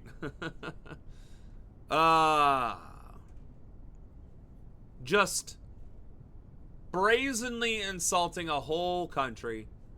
Brazenly declaring that we're gonna get you one way or the other. We're not going to let that happen. Much more. Leaders have condemned the idea of a U.S. takeover of Greenland. Germany's vice chancellor is among the leaders who've urged Washington to respect Greenland's sovereignty. Sweden's prime minister has also. Which is crazy, right? Because Germany is like, hey, maybe you shouldn't invade the other countries, yeah? The rest of the world does not like it so much when you invade the other country, even if it is basically your country anyway, right? It is right there on the map. It is very close by. What difference does it make? It is the border. It is essentially yours, right? But when you do it one time, yeah? One time, and the world says, okay, yeah, einmal, yeah, one more. One is okay, one is we let this one go. But then you wait. And then you wait and you wait and you're like, but there's the other one. We want the other one, yeah? It is on our border. We take this one too, yeah? Kein Problem, yeah? Except then there's problem, yeah? Then all the other countries, they say no. 2 is more than 1. 1 is okay, yeah? Gut, nein, rechts. Aber 2, nein, no 2. 2, zu viel. And they say no. And then they do the bombs and the tanks and it becomes this thing, yeah? So America, please understand, you get to have the Venezuela, yeah?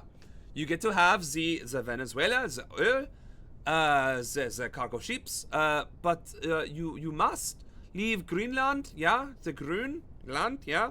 You must leave that alone, or else the world, they'll be like, nein, das darfst du nicht. Und dann die Welt, the world, yeah? They send the ships and the planes and the bombs and things go kaputt, yeah? So, yeah.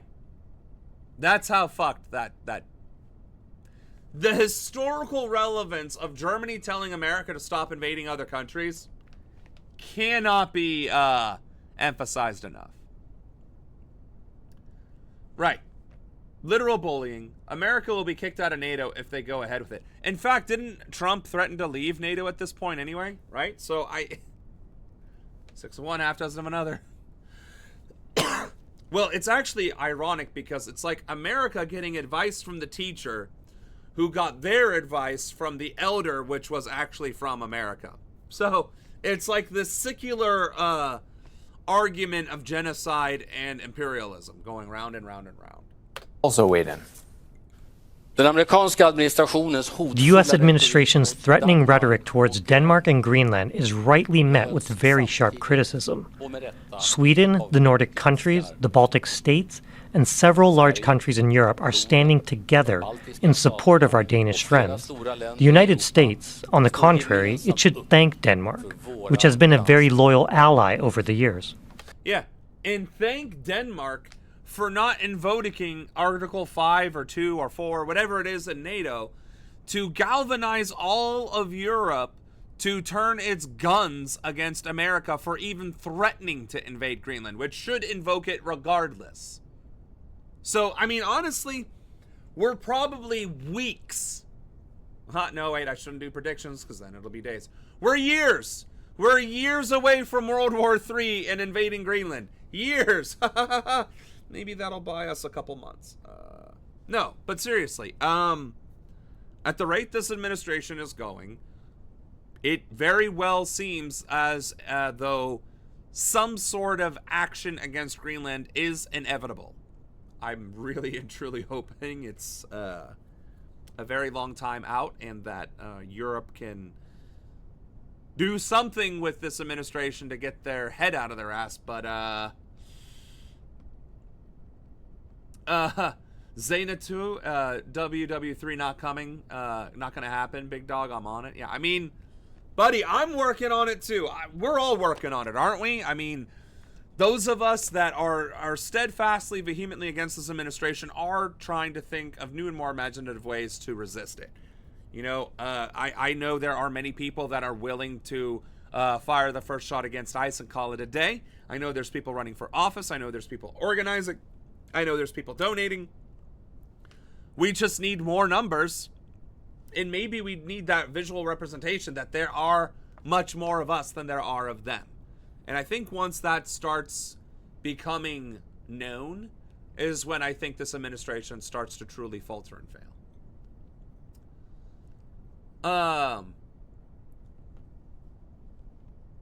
Does anyone even live in Greenland? Yeah, like 50,000 people. Remember, Sam is part German, so it's not racist when he does the German accent. My family, how would they feel about it? That's a great question. My family doesn't watch my streams because they're not political. So I don't know. Dude. I have a few German friends. They're very hard to offend.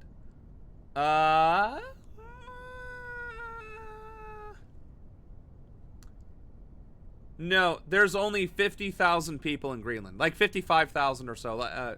Anna's correct. It is around that 56 to 57,000.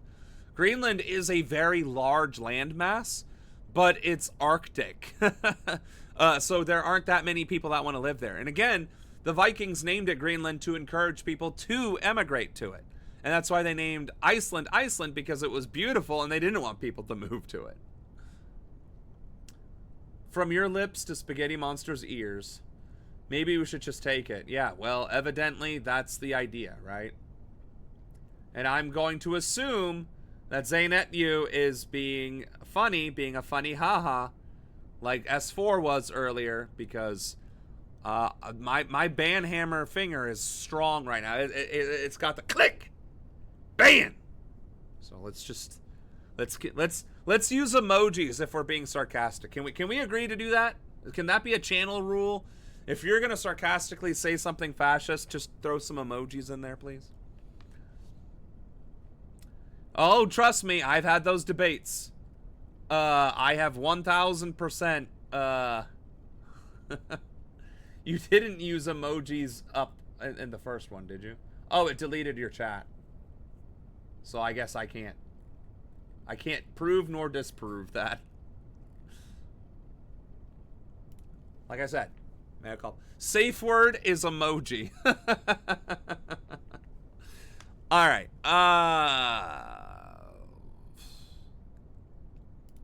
Right now, Vice President J.D. Vance and Secretary of State Marco Rubio are meeting with the foreign ministers of Greenland and Denmark in Washington, D.C. What could possibly go wrong with two of the biggest fascists America has ever created meeting with two foreign powers that they want their stuff? Gee, how could this possibly go wrong? The meeting comes after the White House announced last week that it is interested in acquiring Greenland. Yesterday, the Prime Minister of Greenland said Greenland does not wish to be a part of the U.S., and if it comes down to a choice between being a part of the United States or Denmark, Greenland chooses Denmark. As would probably any country at this stage in history. Probably for the past 20 years, I would say. Maybe in the early 90s, there would have been countries that are like, yeah, I'll join America, but pretty much, well, post 9/11, people were like, ooh, you guys are doing the imperial fascist thing. Ooh, oh no. And it's been downhill ever since.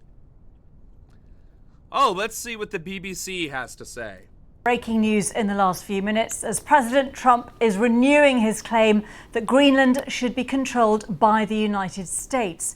He's written on Truth Social that the United States needs Greenland for the purpose of national security. You can't just say you need another country for the purpose of national security and then expect the rest of the world to be like, oh yeah. Go ahead and take that country then. No big deal. It's your national security. No big deal, yeah? I mean, you may as well say Germany is necessary for national security because it's central in Europe. And if we have Germany as the United States, we can protect ourselves from Europe. Like, are you fucking kidding me?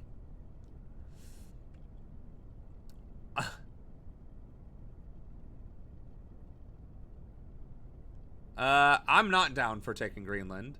For any reason, joking or otherwise, because, again, they're a sovereign country. If Greenland wants to join us of their own volition, that's an entirely different story.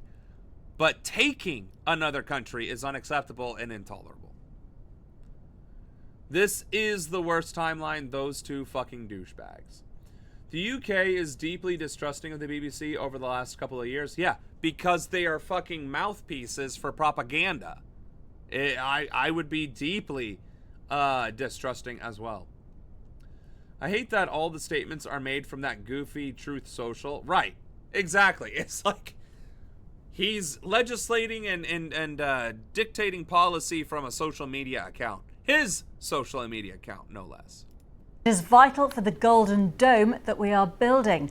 NATO should be leading the way for us to get it. If we don't, Russia or China will, and that's not going to happen, he says. NATO. And it's, you know what's even crazier about this whole scenario? 1984 talks about how the final demand of the party was for you to ignore what you see with your eyes and hear with your ears and believe only what the party wants you to believe, right? The lie.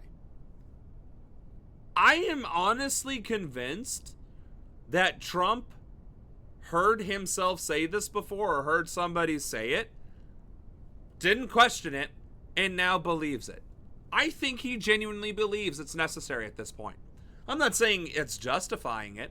I'm not saying that there's good reason for it. I'm saying I think he is so delusional and far removed from reality that he truly does believe it's necessary because he was told it was necessary. Our president is being manipulated by bad actors, Marco Rubio, J.D. Vance, Stephen Miller, Tom Homan, into committing even greater acts of atrocities because he is the face that is keeping this entire farce together. J.D. Vance couldn't do it by himself. Steve Miller couldn't do it by himself. None of them could do it by themselves. They need Trump as the face of the movement, keeping it together to keep the consent of the governed in line, even though the majority of people still don't approve of him regardless. Because it's him, and because people back him, it works. As soon as he's gone, it'll crumble like dust.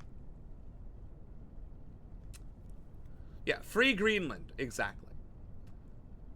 But they're impartial, just like Fox is unbiased and fair and balanced. He is that stupid. He is 100% a puppet.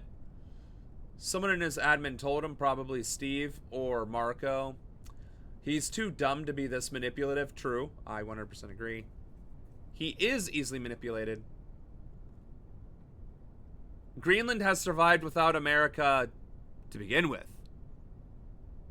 So if we're actually debating the merits of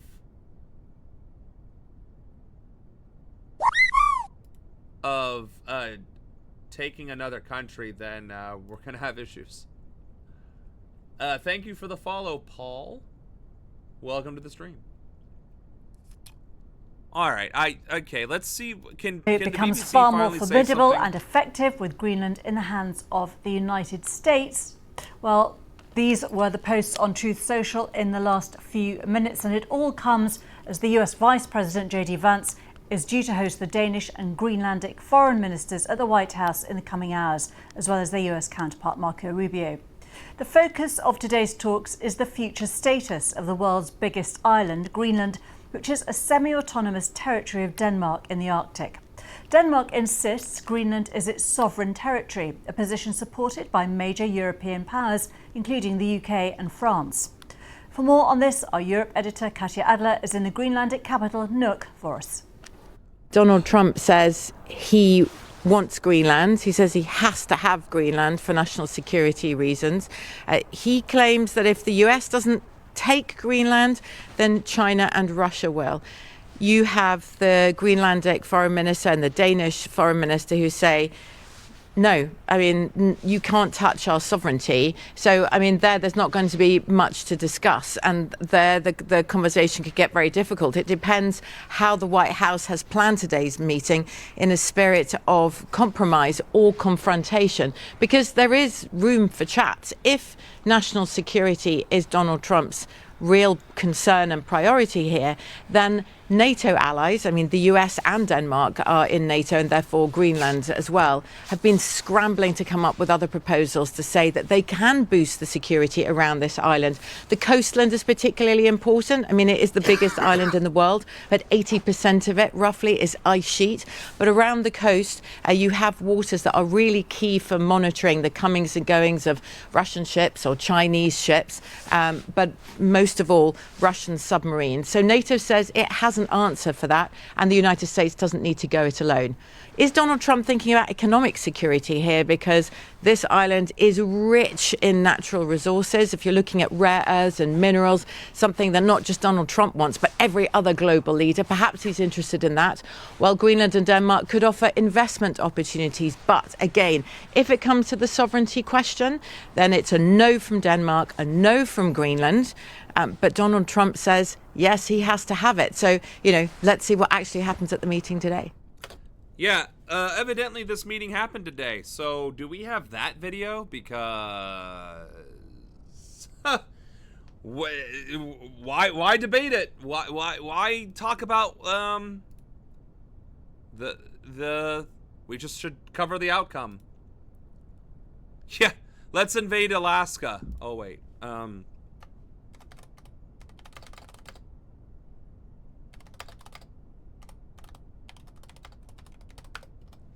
Breaking news in the last few minutes. Shut the fuck up. 11 hours ago. 5 hours. Oh, here we go. Perfect. Okay. Good afternoon, ladies and gentlemen from the press. Minister Vivian Motzfeldt and I met with Vice President Vance and Secretary Rubio today. We came here following a number of, how should I put it, remarkable public comments on Greenland and Arctic security. Our aim was to find a joint way forward to increase Arctic security. What can the Kingdom of Denmark do more? What can US do more? What can NATO do more? The Kingdom of Denmark has already stepped up our own contribution by committing additional funds for military capabilities, not dock slates, but ships, drones, fighter jets, etc. And we are definitely ready to do more. The US has already a wide military access to Greenland. Under the 1951 Defense Agreement, the US can always ask for increasing its presence in Greenland. And therefore we wish to hear if the US had any further requests to make in this aspect. We would examine any such request constructively. Greenland is, through the Kingdom of Denmark, a member of NATO and has been that since the very founding of NATO in 1949 and is therefore also covered by Article 5. We have been pushing for quite a while in NATO for a stronger collective role in Greenland together with a number of allies, and we are eager to work with the US on advancing this agenda, and we are prepared to go further. Therefore, our aim was to find a common understanding on all these points and to launch, if possible, further in-depth work to deliver on them. On this basis, we had what I will describe as a frank but also constructive discussion.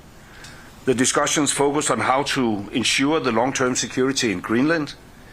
And here our perspectives continue to differ, I must say. Oh my God. So, as he spent a good amount and a reasonable amount of build-up of context and history to this right here, if America wanted a greater military presence in Greenland, all they had to do was ask. If they wanted a financial or economic investment in Greenland, all they had to do was ask, and it probably would have been received. Denmark and Greenland are like, dude, we are your allies. All you have to do is ask, and we will fucking figure it out, bro. And instead, well, we get what we're getting.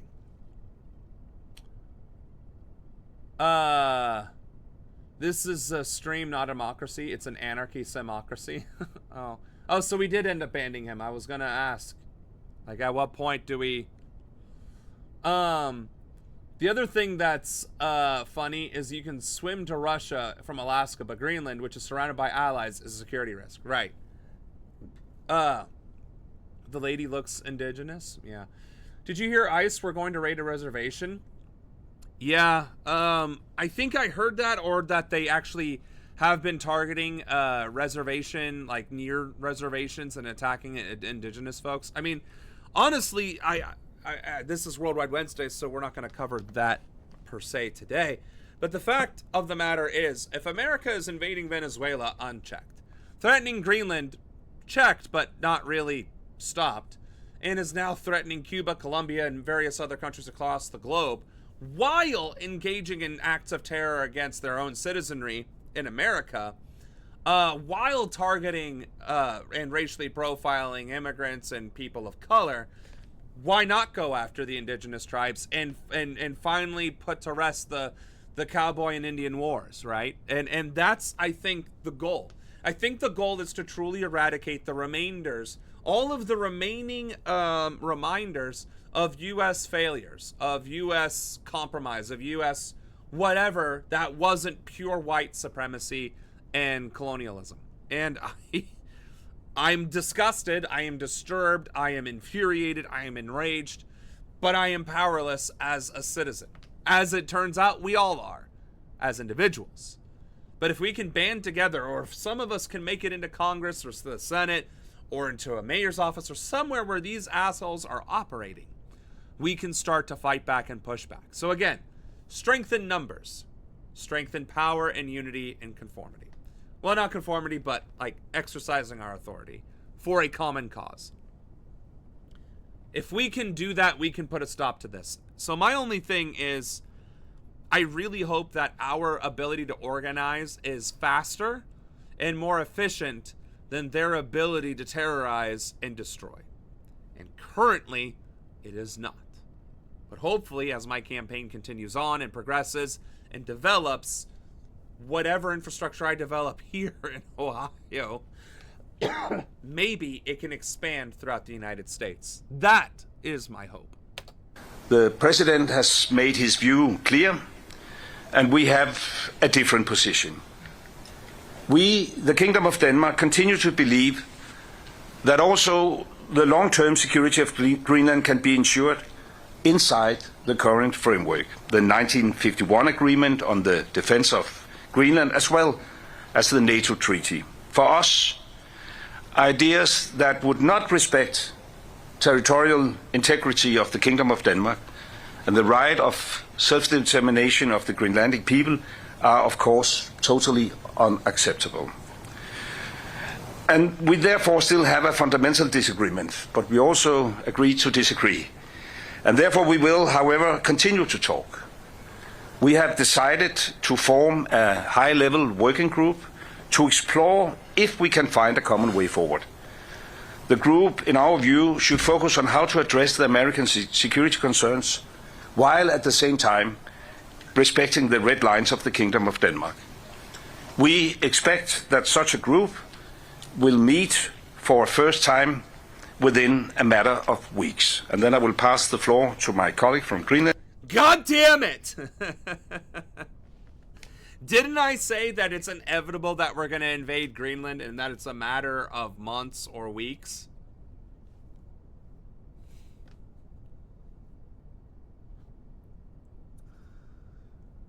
Oh my God. Yes, the first framework will meet in a matter of weeks. And when that inevitably fails and breaks down, they'll meet again in a matter of sooner weeks. And then it'll break down, and then it'll be 1 week, and then it'll break down again, and then it'll be days. And so then in a matter of months. So there's our timeline.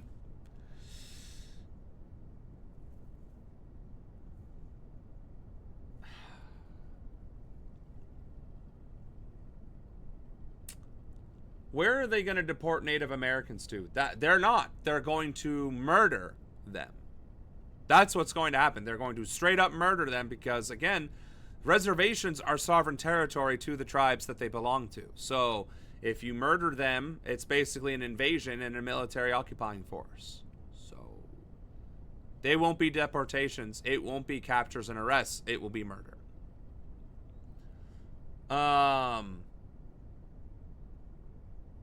Yeah, I can imagine that you're having a hard time finding videos because, like, there's no arguments. There's no arguments to be made at all. Historically, ethically, morally, training-wise. You're going to the res. You're targeting res Indians, natives, and now you're kidnapping and holding them hostage. Like, that's just all around bad and far beyond your purview. But again, it's just a matter of time until the propaganda machine makes it normal.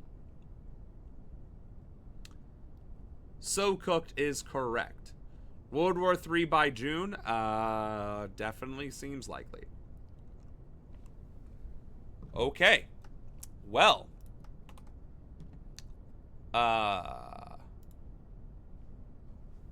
Well, from missing bars to behind bars, one of the suspected masterminds behind Canada's biggest gold heist is in custody.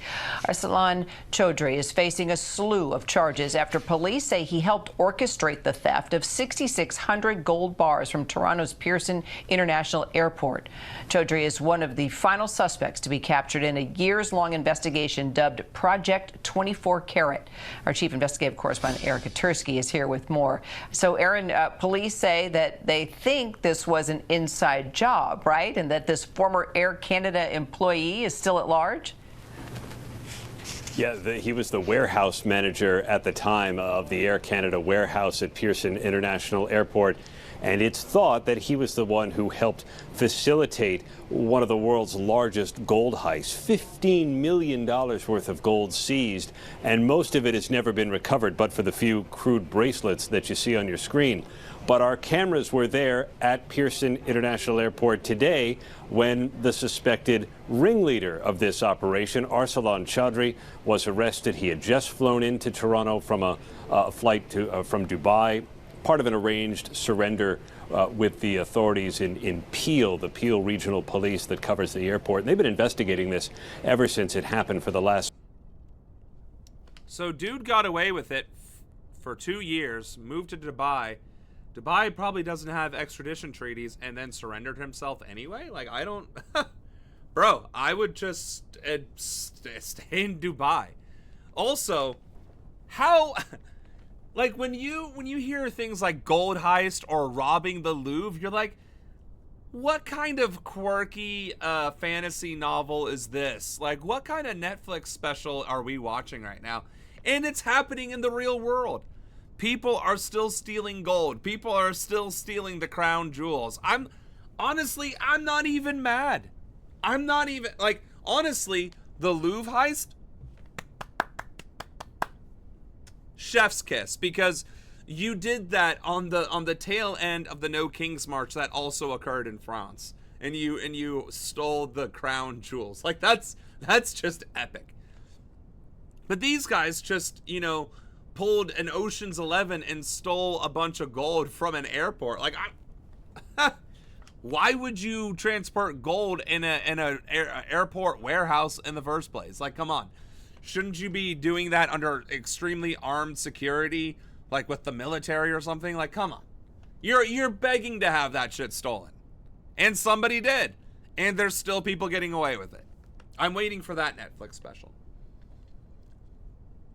Yeah, and there's a massive shortage of gold, which only has value because people thousands of years ago said, ooh, shiny rock must be worth something. Y'all, I cannot express to you how much contempt I have for economy. Like, for the concept of money. Let me rephrase. Because economy is the exchange of goods, right? And services.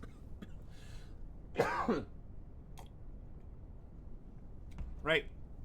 That's what an economy is. It's an exchange of goods and services. Bartering was the first aspect of economy. After that, it became a mutual agreed upon medium of exchange.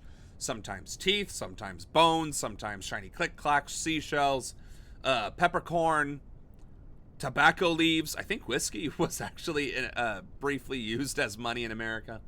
I'm trying to think. Yeah, it doesn't matter, right? There's always been some sort of exchange. Tuk give you this if TikTok give you this, right? Exchange. So instead of the barter system, we came up with the monetary system, which is fine, which is perfectly reasonable. But then we still hold on to this extremely archaic, ancient idea that precious metals on Earth and the entirety of the cosmos hold intrinsic value. There's probably a whole ass planet the size of Uranus that is pure gold. There's probably a planet the size of Saturn, pure platinum. It rains diamonds on Neptune. Spicy secession, thank you.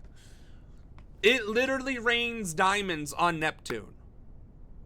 It rains diamonds on Neptune. And our asteroid belt has like a quintillion. What is it? Quintillion tuts of. I don't know. It's a shit ton.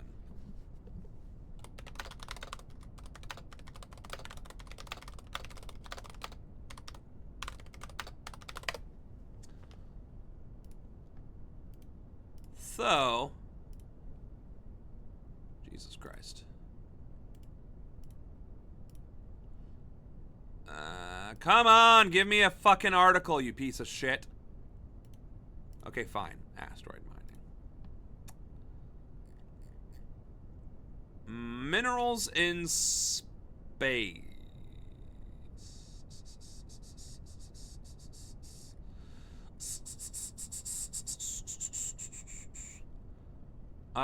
Okay. In 1997, it was speculated that a relatively small metallic asteroid with a diameter of 1 mile contains more than $20 trillion worth of industrial and precious metals. A comparatively small M-type asteroid with a mean diameter of 1 kilometer contain more than 2 billion metric tons of iron nickel ore, or 2 to 3 times the world production of 2004. The asteroid 16 Psyche is believed to contain 1.7 times 10 to the 19th kilogram of nickel iron, which could supply the world production requirement for several million years. So never mind the asteroid belt itself, which is a planet that never formed. There are individual asteroids in our solar system that have astronomical sums of precious metals for us to mine. So precious metals have zero monetary intrinsic value because they are naturally occurring in the universe, and the universe is really fucking big.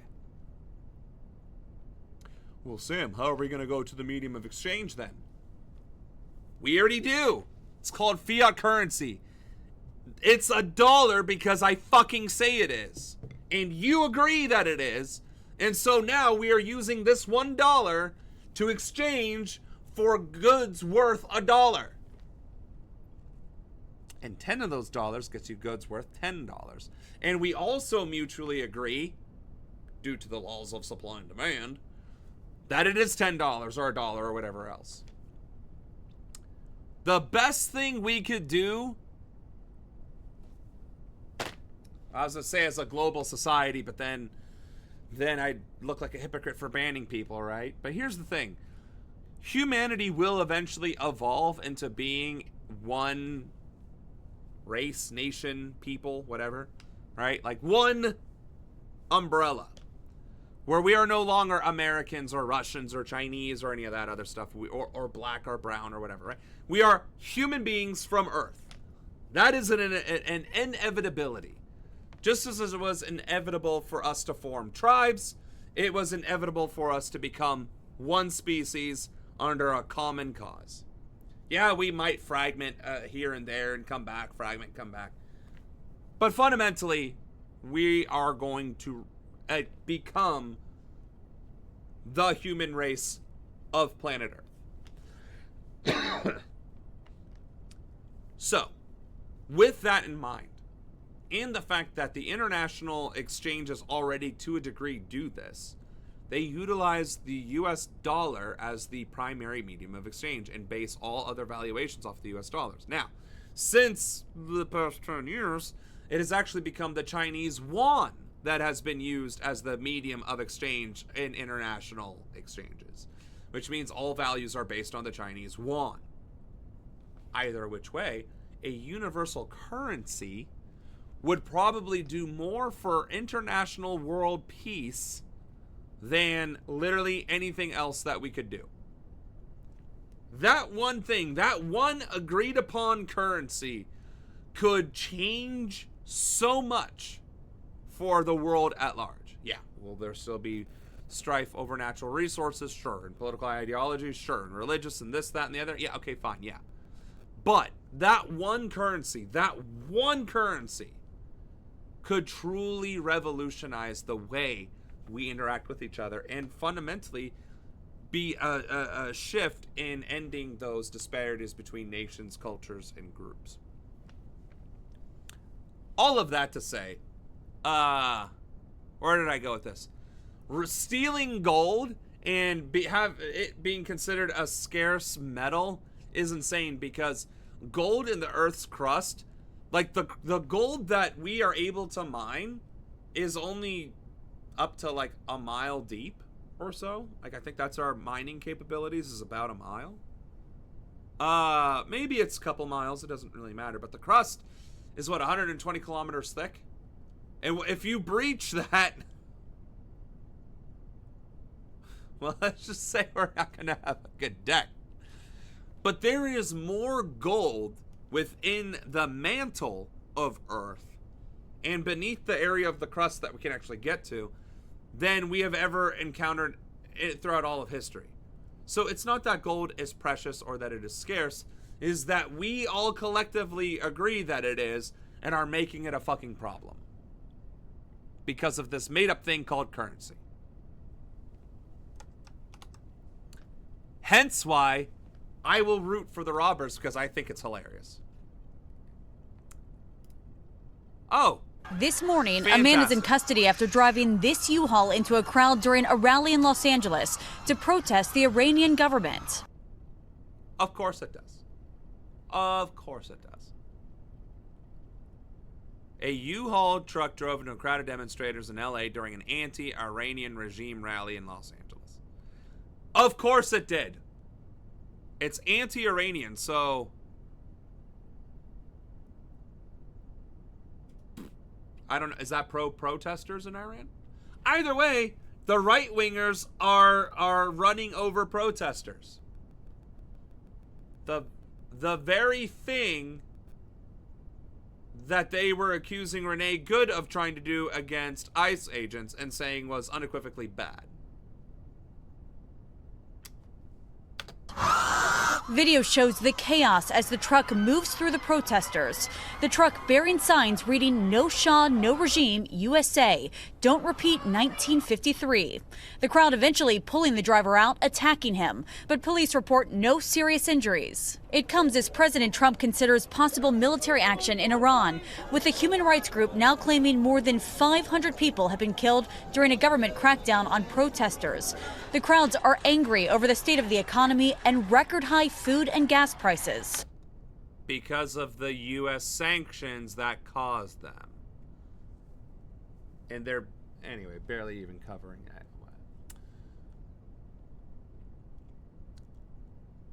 Will there be another American War of Independence before World War III? Honestly, I would rather us have a Civil War 2.0 than World War III. At least gold and silver are tangible. I have a finance degree in macroeconomics is one big pyramid scheme. Thank you for agreeing with me.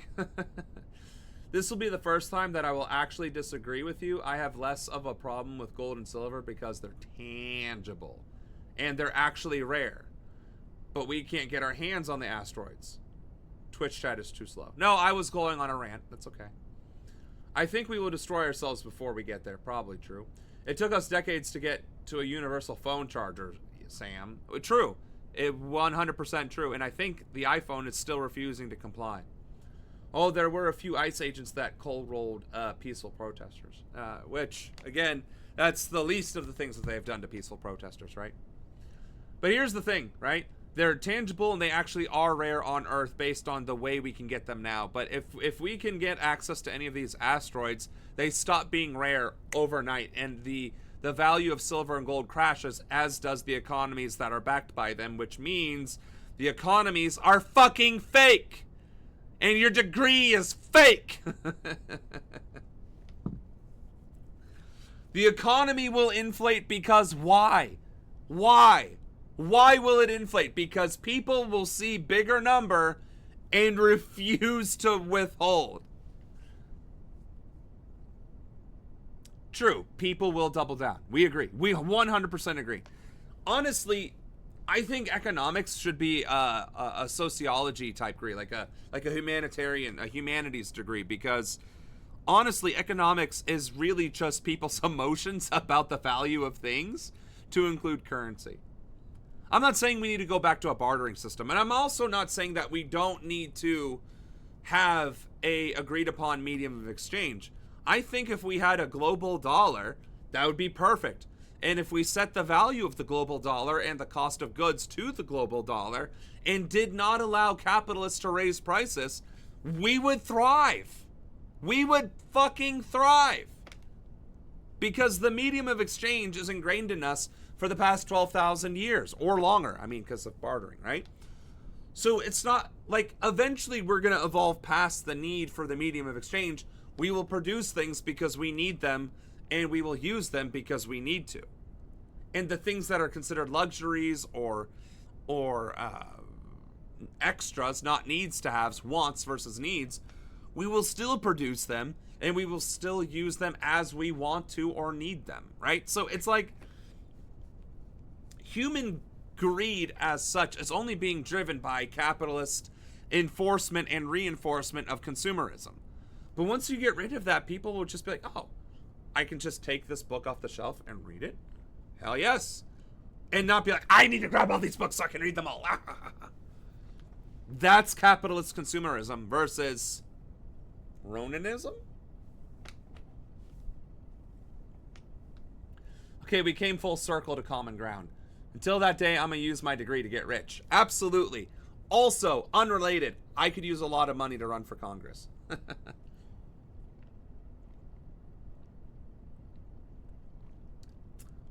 I still think we will destroy ourselves before we break the medium. That depends. Does Samuel Ronan become president of the United States? Because if so, we we will not be destroying ourselves. If not, well, okay. Oh, fantastic. America attacks Syria. Oh, I'm sorry. Good afternoon. I'm Jose Diaz-Balart. We are coming on the air with breaking. Bro. Did Charlie Kirk possess this man? And, like, reconfigure his bone structure?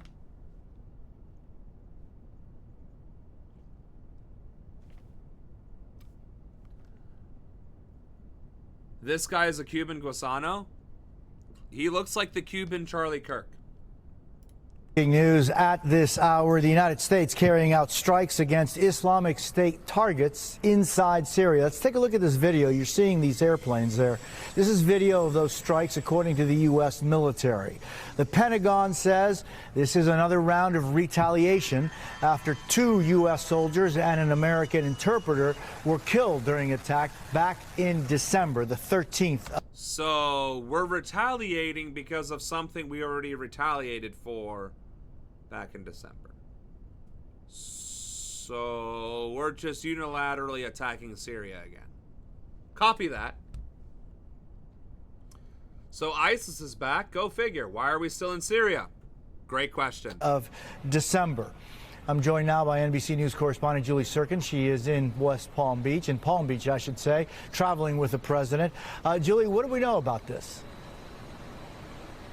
Well, as you said, Jose, this is the second act of Operation Hawkeye Strike. That is how the Trump administration is describing this operation that began on December 19th. The second round of strikes happening today. It is a little bit smaller than what we saw back in December. It was in retaliation, as you said, for the ISIS blitz attack on the 2 National Guardsmen from Iowa and an interpreter that was with them that was killed on December 13th in Palmyra, Syria. We saw a couple of days later a very large-scale attack carried out by the military, according to the Central Command. This is sort of the group in charge of military operations in the Middle East, in certain parts of Asia as well. They say in a statement today that the strikes targeted ISIS throughout Syria as part of our commitment, they say, to root out Islamic terrorism against our warfighters, prevent future attacks, and protect American and partner forces in the region. I mean, we can listen to the propaganda all day long, but, like, I guess we're also resurrecting the global war on terror and ensuring Syria never regains its stability? I'm not saying let's go ISIS. I'm saying we're attacking ISIS in Syria. Did we get permission from Syria? Are we going to continue striking Syria until ISIS is eradicated? And then start murdering Syrians because anybody could be ISIS, just like anybody could be Hamas in Palestine, according to Israel? Because those seem like pretty clear-cut parallels to me. Trump couldn't find Syria on a map. This is the administration and the generals of the armies deciding these attacks. Well, obviously, yeah. More bombs are definitely going to solve the problem. They always do, don't they? If you murder enough people, they can't rise up to argue with you, right? If they're dead, they're no longer a problem. Yee-haw.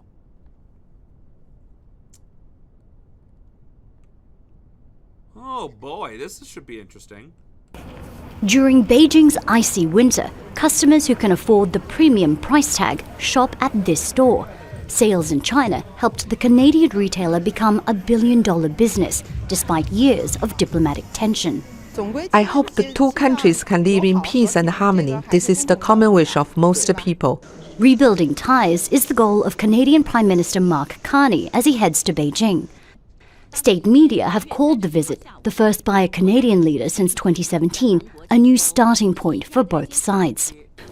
China hopes Carney's visit will serve as an opportunity to strengthen dialogue, enhance political mutual trust, expand pragmatic cooperation, and properly handle differences. The relationship tanked 8 years ago when Canada arrested Meng Wanzhou, an executive at telecoms giant Huawei, following a U.S. extradition request. Soon after, China jailed 2 Canadians on spying charges. It was from this busy commercial. So America, under Trump, shockingly, wanted to extradite a Chinese business mogul, shockingly. And in retaliation, China was like, oh, by the way, those 2 spies that we were letting hang out in China, we found them. Get fucked. And then the diplomatic ties soured after that. Gee, I wonder why. Maybe you shouldn't have capitulated to a madman.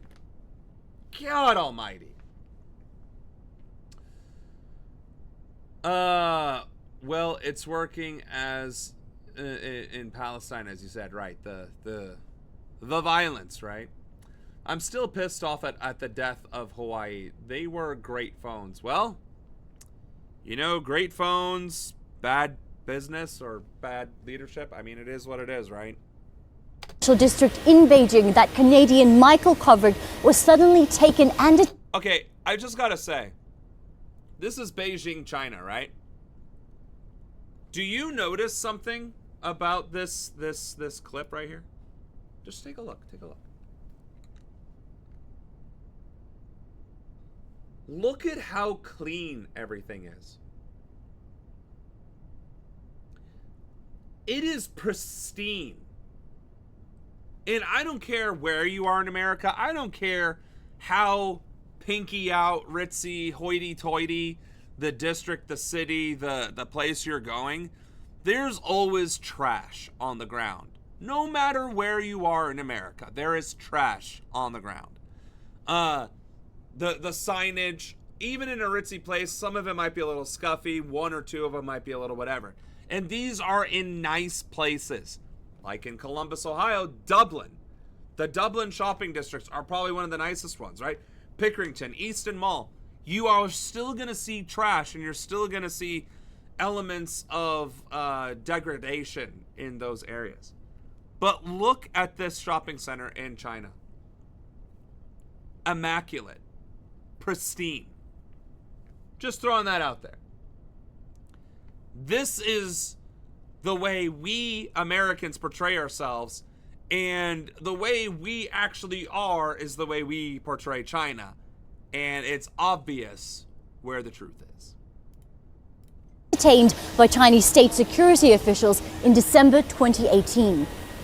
He and Michael Spavor were imprisoned for more than 2.5 years before the diplomatic standoff ended with their release and that of Meng in September 2021.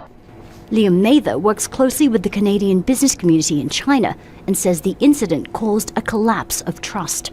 Certainly the diplomatic tensions create risk for all companies that have been operating here. So hopefully a new era in the relationship will remove some of that risk. Beijing and Ottawa have also locked horns over trade.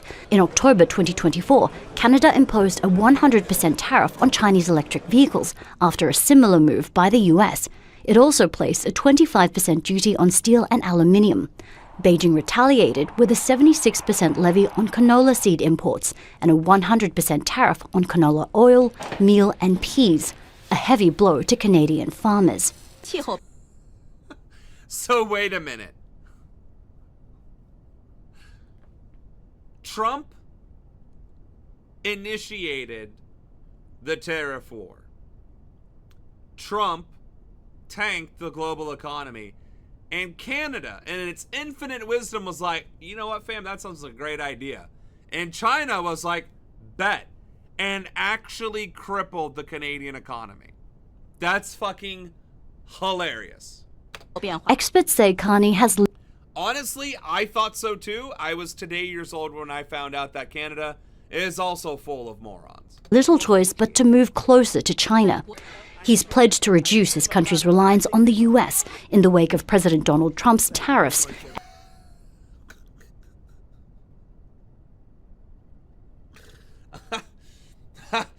Canada fucked around so hard trying to follow in Trump's footsteps, that they are turning tail and running away from American economics and trade and are sprinting towards China and like, hey, so, listen,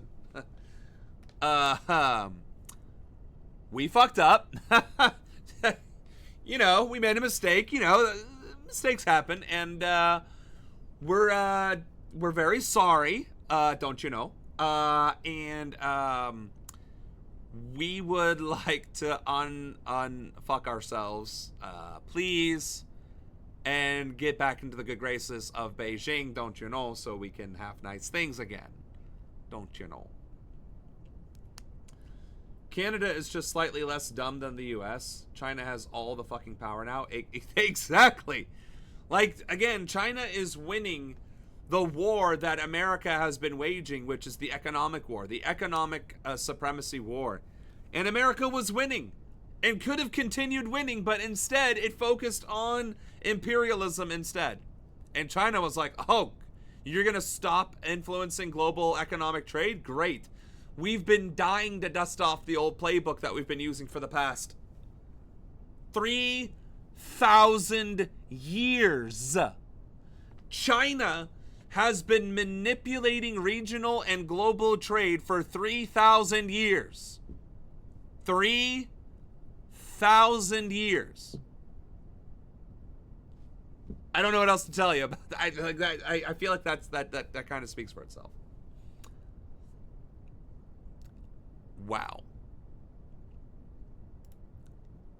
Syria Street in Lebanon's northern city of Tripoli tells the story of the country's difficult relationship with its neighbor. Oh, we can't watch it. More than once, it turned into a battleground. For years, the war in Syria destabilized Lebanon. This is Bebe Tebeni, the mainly Sunni district that sided with the opposition against Bashar al-Assad. The balance of power has changed, and there are new leaderships in Damascus and Beirut. But they haven't been able to overcome decades of mistrust, and their fragile relationship continues to be tested. On the other side of Syria Street is Jabal Mohsen. Alawites live here, and there is support for the ousted Syrian leader. It's now believed some of Assad's high-ranking officers who fled following the fall of the regime are using Lebanon as a logistical base to plot against the new authorities in Damascus. The Alawite leadership here denies that. There are no armed groups, no weapons. There are only refugees, is what the community's religious leader told me. There are no high-ranking officers here. Instead, we need to ask why these allegations are being made now. It is an attempt to cover up the crimes that are happening in Syria today. Lebanon's president... It's almost as if every country is attempting to leverage the same authoritarian playbook at the same time and seeing who can pull it off the fastest. I mean, this is straight up between Lebanon and Syria. This has nothing to do with America for once. This is the first time in 2.5 hours on Worldwide Wednesday where America was not at the root of the fucking problem, except for the fact that we were at the root of Assad being ousted, so... But at least not mentioned, right? So, I don't know, guys. Is it really easy to get on a pulpit and blame somebody else for all of our problems and demonize them? Yes. Is it ethical? No. And does that have good long-term sustainability? Also no. Because eventually you're either going to have to go after said problem that you've demonized, or once that problem has been eradicated, you have to find a new problem. And eventually you run out of people to point the fingers at. Hence the fucking poem. Yeah, no, I had to correct myself. I don't know whose decisions the tariffs were, but that was the worst decision ever, because economic strength will determine your military strength. Precisely. China has an unfair advantage due to their many years of experience. I mean, yeah, something like that. Israel is beating both of them. in terms of propaganda, yeah. We are involved in Syria for sure. Ahmed al-Shara, the president is a CIA asset, a handsome asset, but an asset nonetheless. I mean, it do be like that. And Trump also said that he's very handsome. Yeah, right. And oh wait, so that's the guy who was the Al-Qaeda leader before? Right. So we replaced Assad, who was gassing his people, with an actual leader of terrorists who was murdering people indiscriminately, and U.S. soldiers. Says the army searched in mainly Alawite villages but found no prominent members of the ousted regime. Damascus has so far not commented. The issue is reviving intercommunal tensions, prompting Dar al-Fatwa, Lebanon's highest Sunni authority, to bring together politicians, security officials, and religious figures. It doesn't believe the Lebanese state addressed the issue seriously. The new government in Syria is sure about the presence of these officers in Lebanon, and it has given their names and their whereabouts to the Lebanese authorities. We want the government to take real action because we believe they pose a threat to security in both countries. Assad's allies are no longer in power here, but Lebanon is still divided over Syria. All the while, this city remains a flashpoint for Syria's sectarian violence. Zana Khuder, Al Jazeera, Tripoli, northern Lebanon. Well, that's a shit show. I mean, there's really nothing else to say. I mean, there's really nothing that can be done about that. I mean, even if America wasn't being led by a sociopath, let's say I'm the president, and let's say 3 years from now they're still at each other's throats. America was the cause of this. Like, you would need a different third party to negotiate these tensions, but you'd have to actually negotiate the tensions, right? And you can't just enforce your will upon them. It's like, all right, fine, Lebanon and Syria, this is what you say you want. This is what you're going to get. Now nobody's happy, because that's just going to cause more unrest.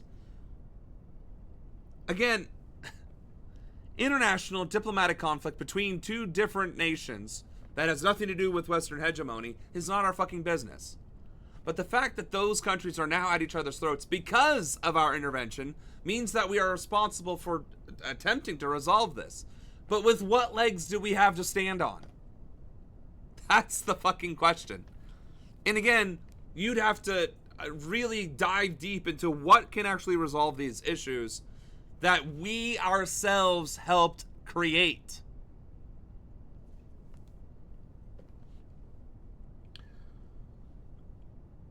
ChatGPT told me we are far away from a world war because all of these conflicts are localized. Right. Well, that might be true for now, but if America is bringing the conflict to them, plus we are actively threatening an active member of NATO. I don't know how else to. The NATO Article 5 requires an attack against one is an attack against all. Which is, again, ironically, Nazi-esque. One of us, all of them, right? Anywho, also, I'm going to say something a bit spicy. None of the Arabic states have any spine except for maybe the UAE.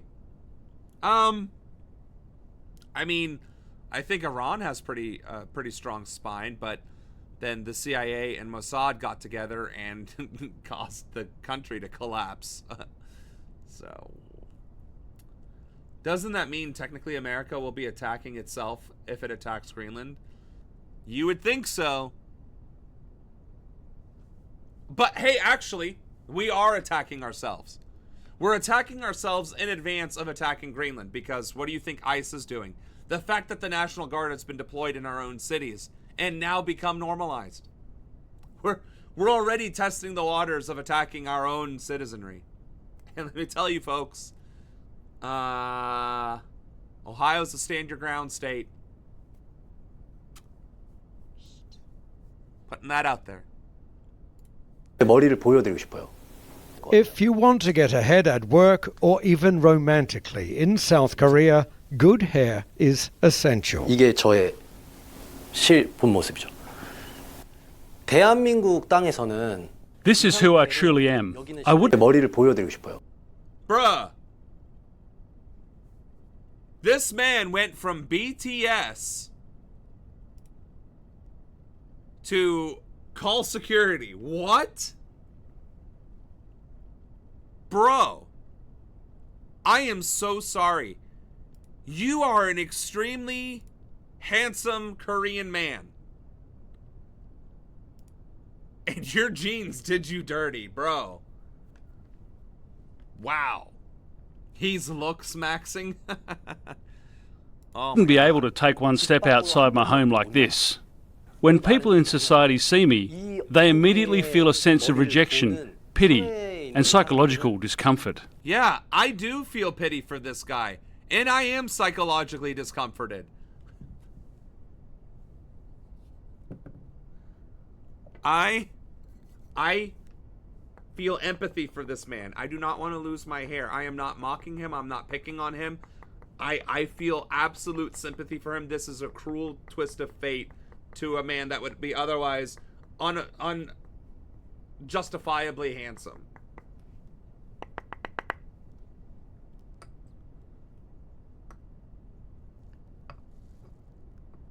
My spatial awareness is down. Okay. Choi Wig, who uses an assumed name, began losing hair at the age of 19. Damn. He kept it hidden through treatments, transplants, and finally a hairpiece. Even his friends didn't know until he posted this video. He is BTS. What the fuck?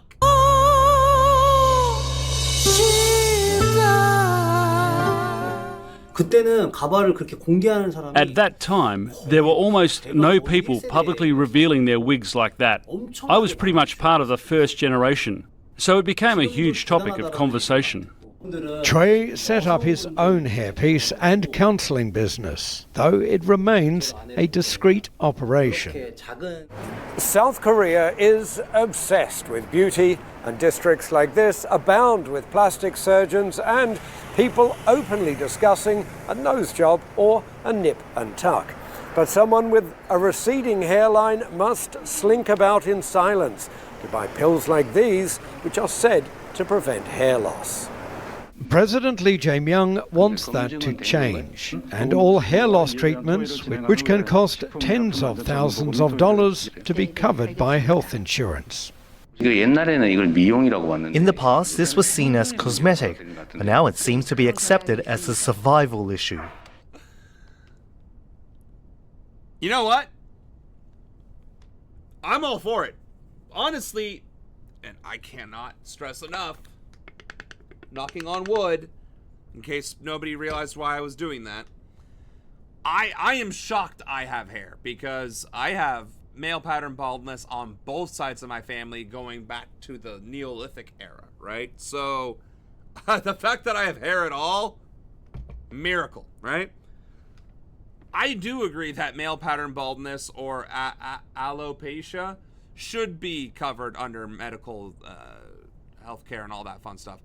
And honestly, even elective cosmetic surgery should be. Why? Because it's if it's for your mental health and your well-being, and you and your doctor agree like this would probably help, or this could help, or you've tried everything else, but you just want bigger boobs or a fatter ass, go for it, right? At the same time, I get it.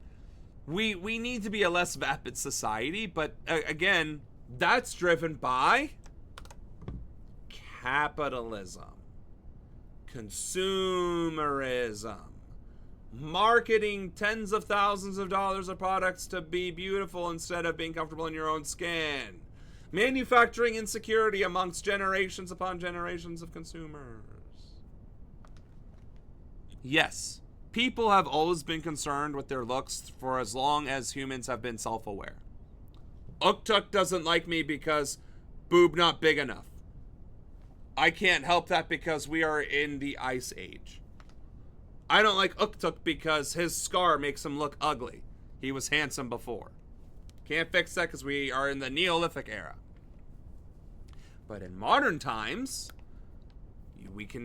I could rip off my face, put up some shit, and put a whole new one on, and call it a day. I could get a full body sex change and be the sexiest Latino woman that's 6 foot the world has ever seen.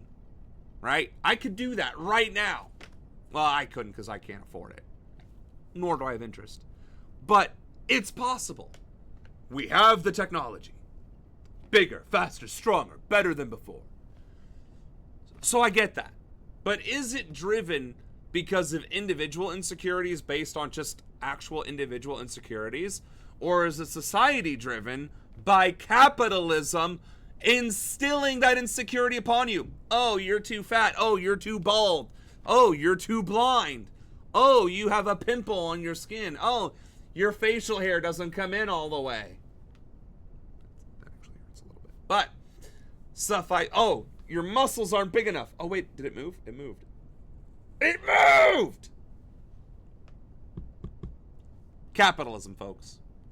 Capitalism is the root of all social, economic, and yes, international conflicts. And what little issues remain? Like racism. Oh, wait! Capitalism thrives on that too. Discriminate. Yes. Sexism? Most definitely. Transphobia? Looking at you, J.K. Rowling. So.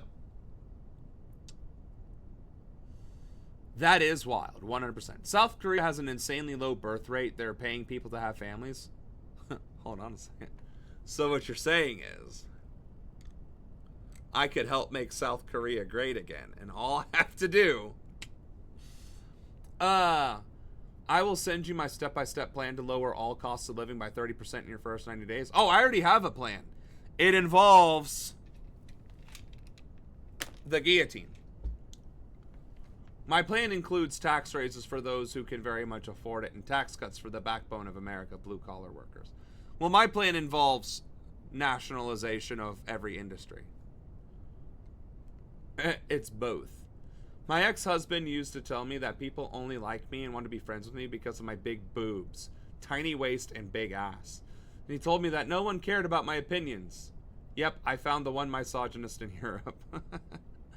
I mean, it's true. If you didn't have big boobs, a tiny waist, and a big butt, I wouldn't have you working on this campaign because, you know, your 40 years of political expertise and your ability to organize these streams and help me get a hold of all these interns and coordinate with all these academic departments, completely tertiary to you know, your looks. Yep, absolutely.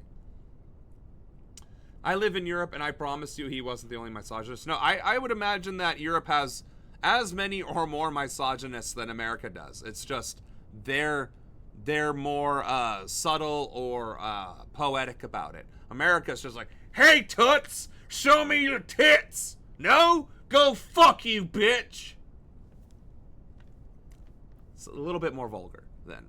Oh, mademoiselle, you are like the sunlight in the spring after the morning rain. You make my heart go pitter-patter as the birds flutter across the sky with their little shadows, giving me a cold breeze on my skin. You are so radiant.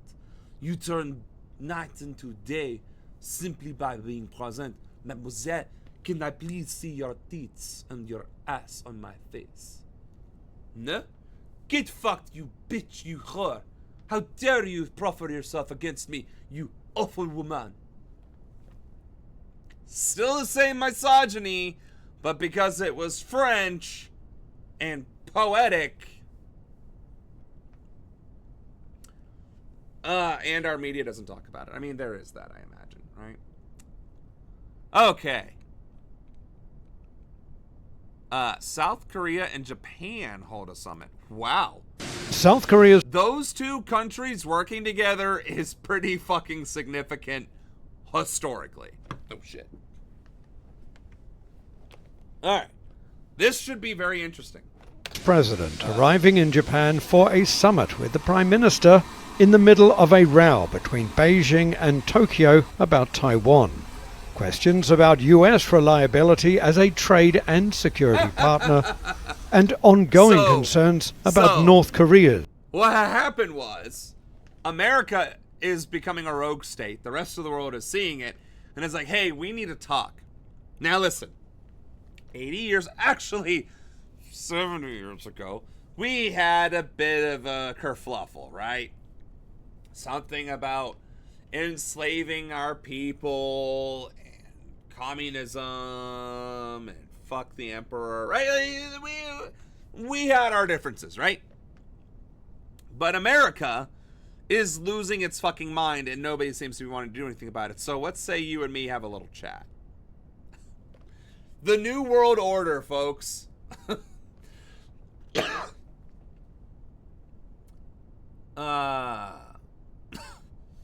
There weren't so many in Norway. Even his dad and his brother were not like him. His mom would have been horrified if she knew the shit he said to me. There was a grooming ring in the UK that the BBC refused to report on for some reason. They're unifying to stop China? I don't think so. I think it's more likely to see South Korea, Japan, and China unite against America and Europe before they unite against China. Nuclear and missile programs. Amid a complex and turbulent international order, I believe that cooperation between South Korea and Japan is more important than ever. The relationship between Japan and... and... just because we just covered this whole hairpiece thing in the previous video, notice how every single member of the South Korean delegation has a full head of hair, and like every other Japanese person is bald? I wonder. I wonder. And South Korea is complex. Tokyo's relations with Beijing remain strained after Prime Minister Sanae Takaichi suggested her country could intervene militarily if China were to attack Taiwan, a self-governing island that Beijing regards as part of its territory. The comments drew sharp criticism and retaliation from China. President Lee Jae-myung wants closer ties with Japan, but has just returned from Beijing, where he met with President Xi Jinping. Lee says it's inappropriate for him to get involved in the row between China and Japan, though Beijing's retaliatory measures, which include trade restrictions, will impact South Korea.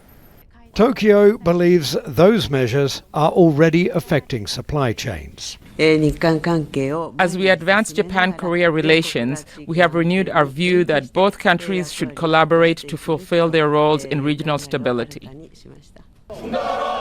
Despite the warm words, relations between the neighbors remain sensitive, particularly in South Korea, where memories of Japan's colonial rule run deep.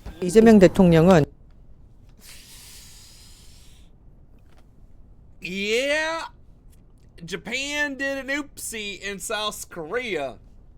Japan was the slave plantation owners of Asia and turned South Korea into their slaves. And the South Koreans, well, Koreans generally, did not forget that for 1 minute. So, yeah. Well, they're not going to forget, and yet we're forgetting the Holocaust of Nazi Germany, so who's to say, right? But, yeah, I can imagine that tensions are still going to be strained between those two countries. And the fact that Japanese responses to China had negative, or Chinese responses to China, or Japan, Jesus. Chinese responses to Japan already had negative impacts to South Korea on top of that. I mean, it's... Like I said, I still think it's far more likely that those three countries work together against America than they just start working against each other and America, but separately. I just don't see that happening. Now, China expanding its economic influence over the region and also threatening military is a bit concerning, But that's also kind of what China's been doing for the past 30 years, so. President Lee Jae-myung should demand that Japan acknowledge and apologize for its unlawful colonial rule of the Korean Peninsula and its war crimes. That seems reasonable, except that's something that no country will ever admit to, let alone Japan, let alone America, let alone China. Lee and Takaichi did acknowledge wartime legacy issues, saying they should be kept on a separate track to trade and security. Jack Barton, Al Jazeera, Seoul. The elephant in the room is a blazing sun.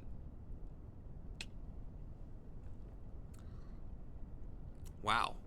We did not get all the way through this. Okay. So, we got 6 minutes left, but that's not nearly enough. So what I'll do is I'll cover like the headlines here.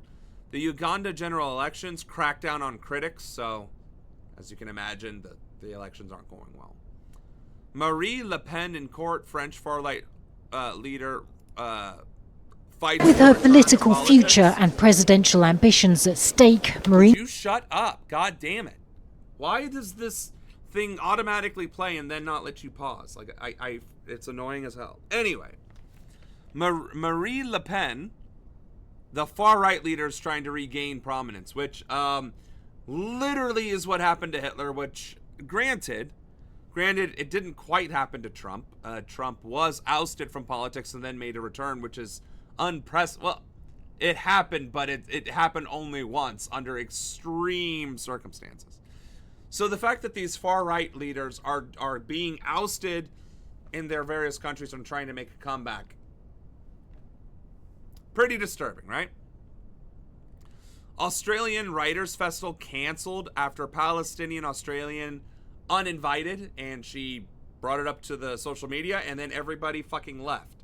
That's actually, you know, I think it's a 5-minute video, so we won't watch all of it. Now, Top Writers' Festival in Australia has been called off as close to good news as we're going to get. Amid controversy over the cancellation of an Australian Palestinian activist and author. The organisers of Adelaide Writers' Week announced the event could no longer go ahead following a wave of speaker withdrawals and board resignations. The walkouts were prompted by the removal of Randa Abdel Fattah from the lineup. The boycott swelled to 180 writers, including a former Greek finance minister and New Zealand's former Prime Minister Jacinda Ardern. Abdel Fattah has called her ban insulting and racist. Well, joining us... Which is exactly what it was. So... enough said. At least people in Australia have a fucking spine when it comes to this. I don't know if they have a spine when it comes to other stuff, but when it comes to discrimination against Palestinians, they came strong. We actually didn't cover Israel today, but suffice to say, Israeli settler attacks force Palestinian families to move, and inside Israel's plan to encircle occupied East Jerusalem while continuing its colonization of the West Bank. Oh, and Palestinian refugees are continuing to die and suffer due to both Israeli attacks and, inclement weather conditions. Oh, and lack of access to medical care and food, clothing, shelter, clean water, etc. Russia has some overnight drone and missile strikes in Ukraine. Russia and Ukraine are arguing in the UN Security Council. Mexico's Sheinbaum rejects Trump's threat of U.S. strikes on their soil, which I'm going to not comment on because I don't want to have to be correct.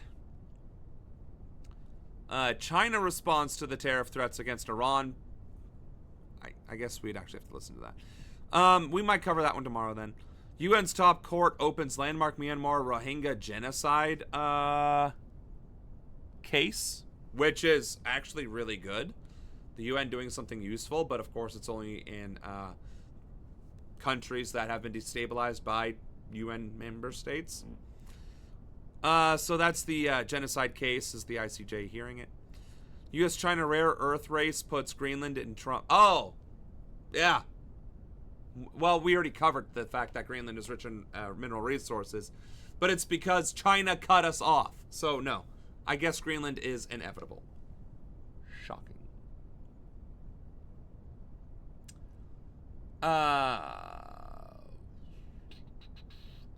They're not going to forget. It happened to my people 800 years ago, and we haven't forgotten. Okay, fair enough. I meant to say the one misogynist in Norway, not in Europe. She is a literal Nazi. The Japanese prime minister, yeah, there's a lot of fascists in power. There's a lot of far-right leaders taking control in Europe, which is disturbing. Italy has a female Mussolini as prime minister, and Biden loved her. Apparently, it's hard not to love her. Maybe it was her... Oh, my God. Well, okay, you say that, but I have no idea who this is. So, Prime Minister of Italy.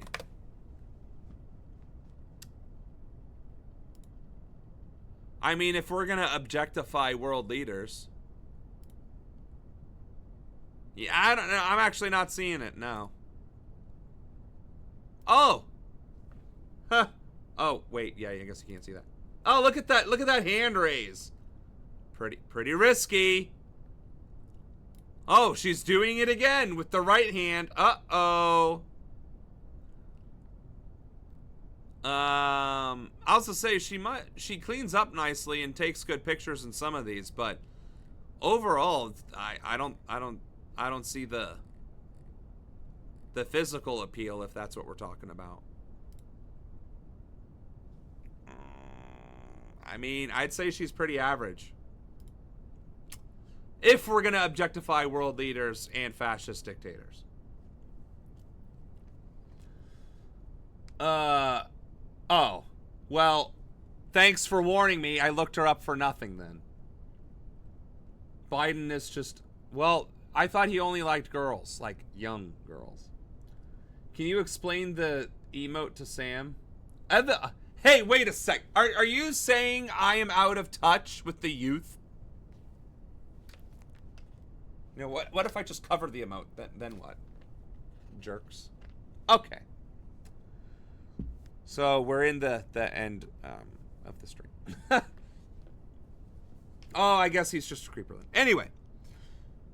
This has been Worldwide Wednesdays with Samuel Ronan, your future president. I am currently running for Congress in Ohio's 15th District. We are currently gathering additional signatures past the threshold of the 50 we needed to get on the ballot so that we can have that much more support going into the primary season.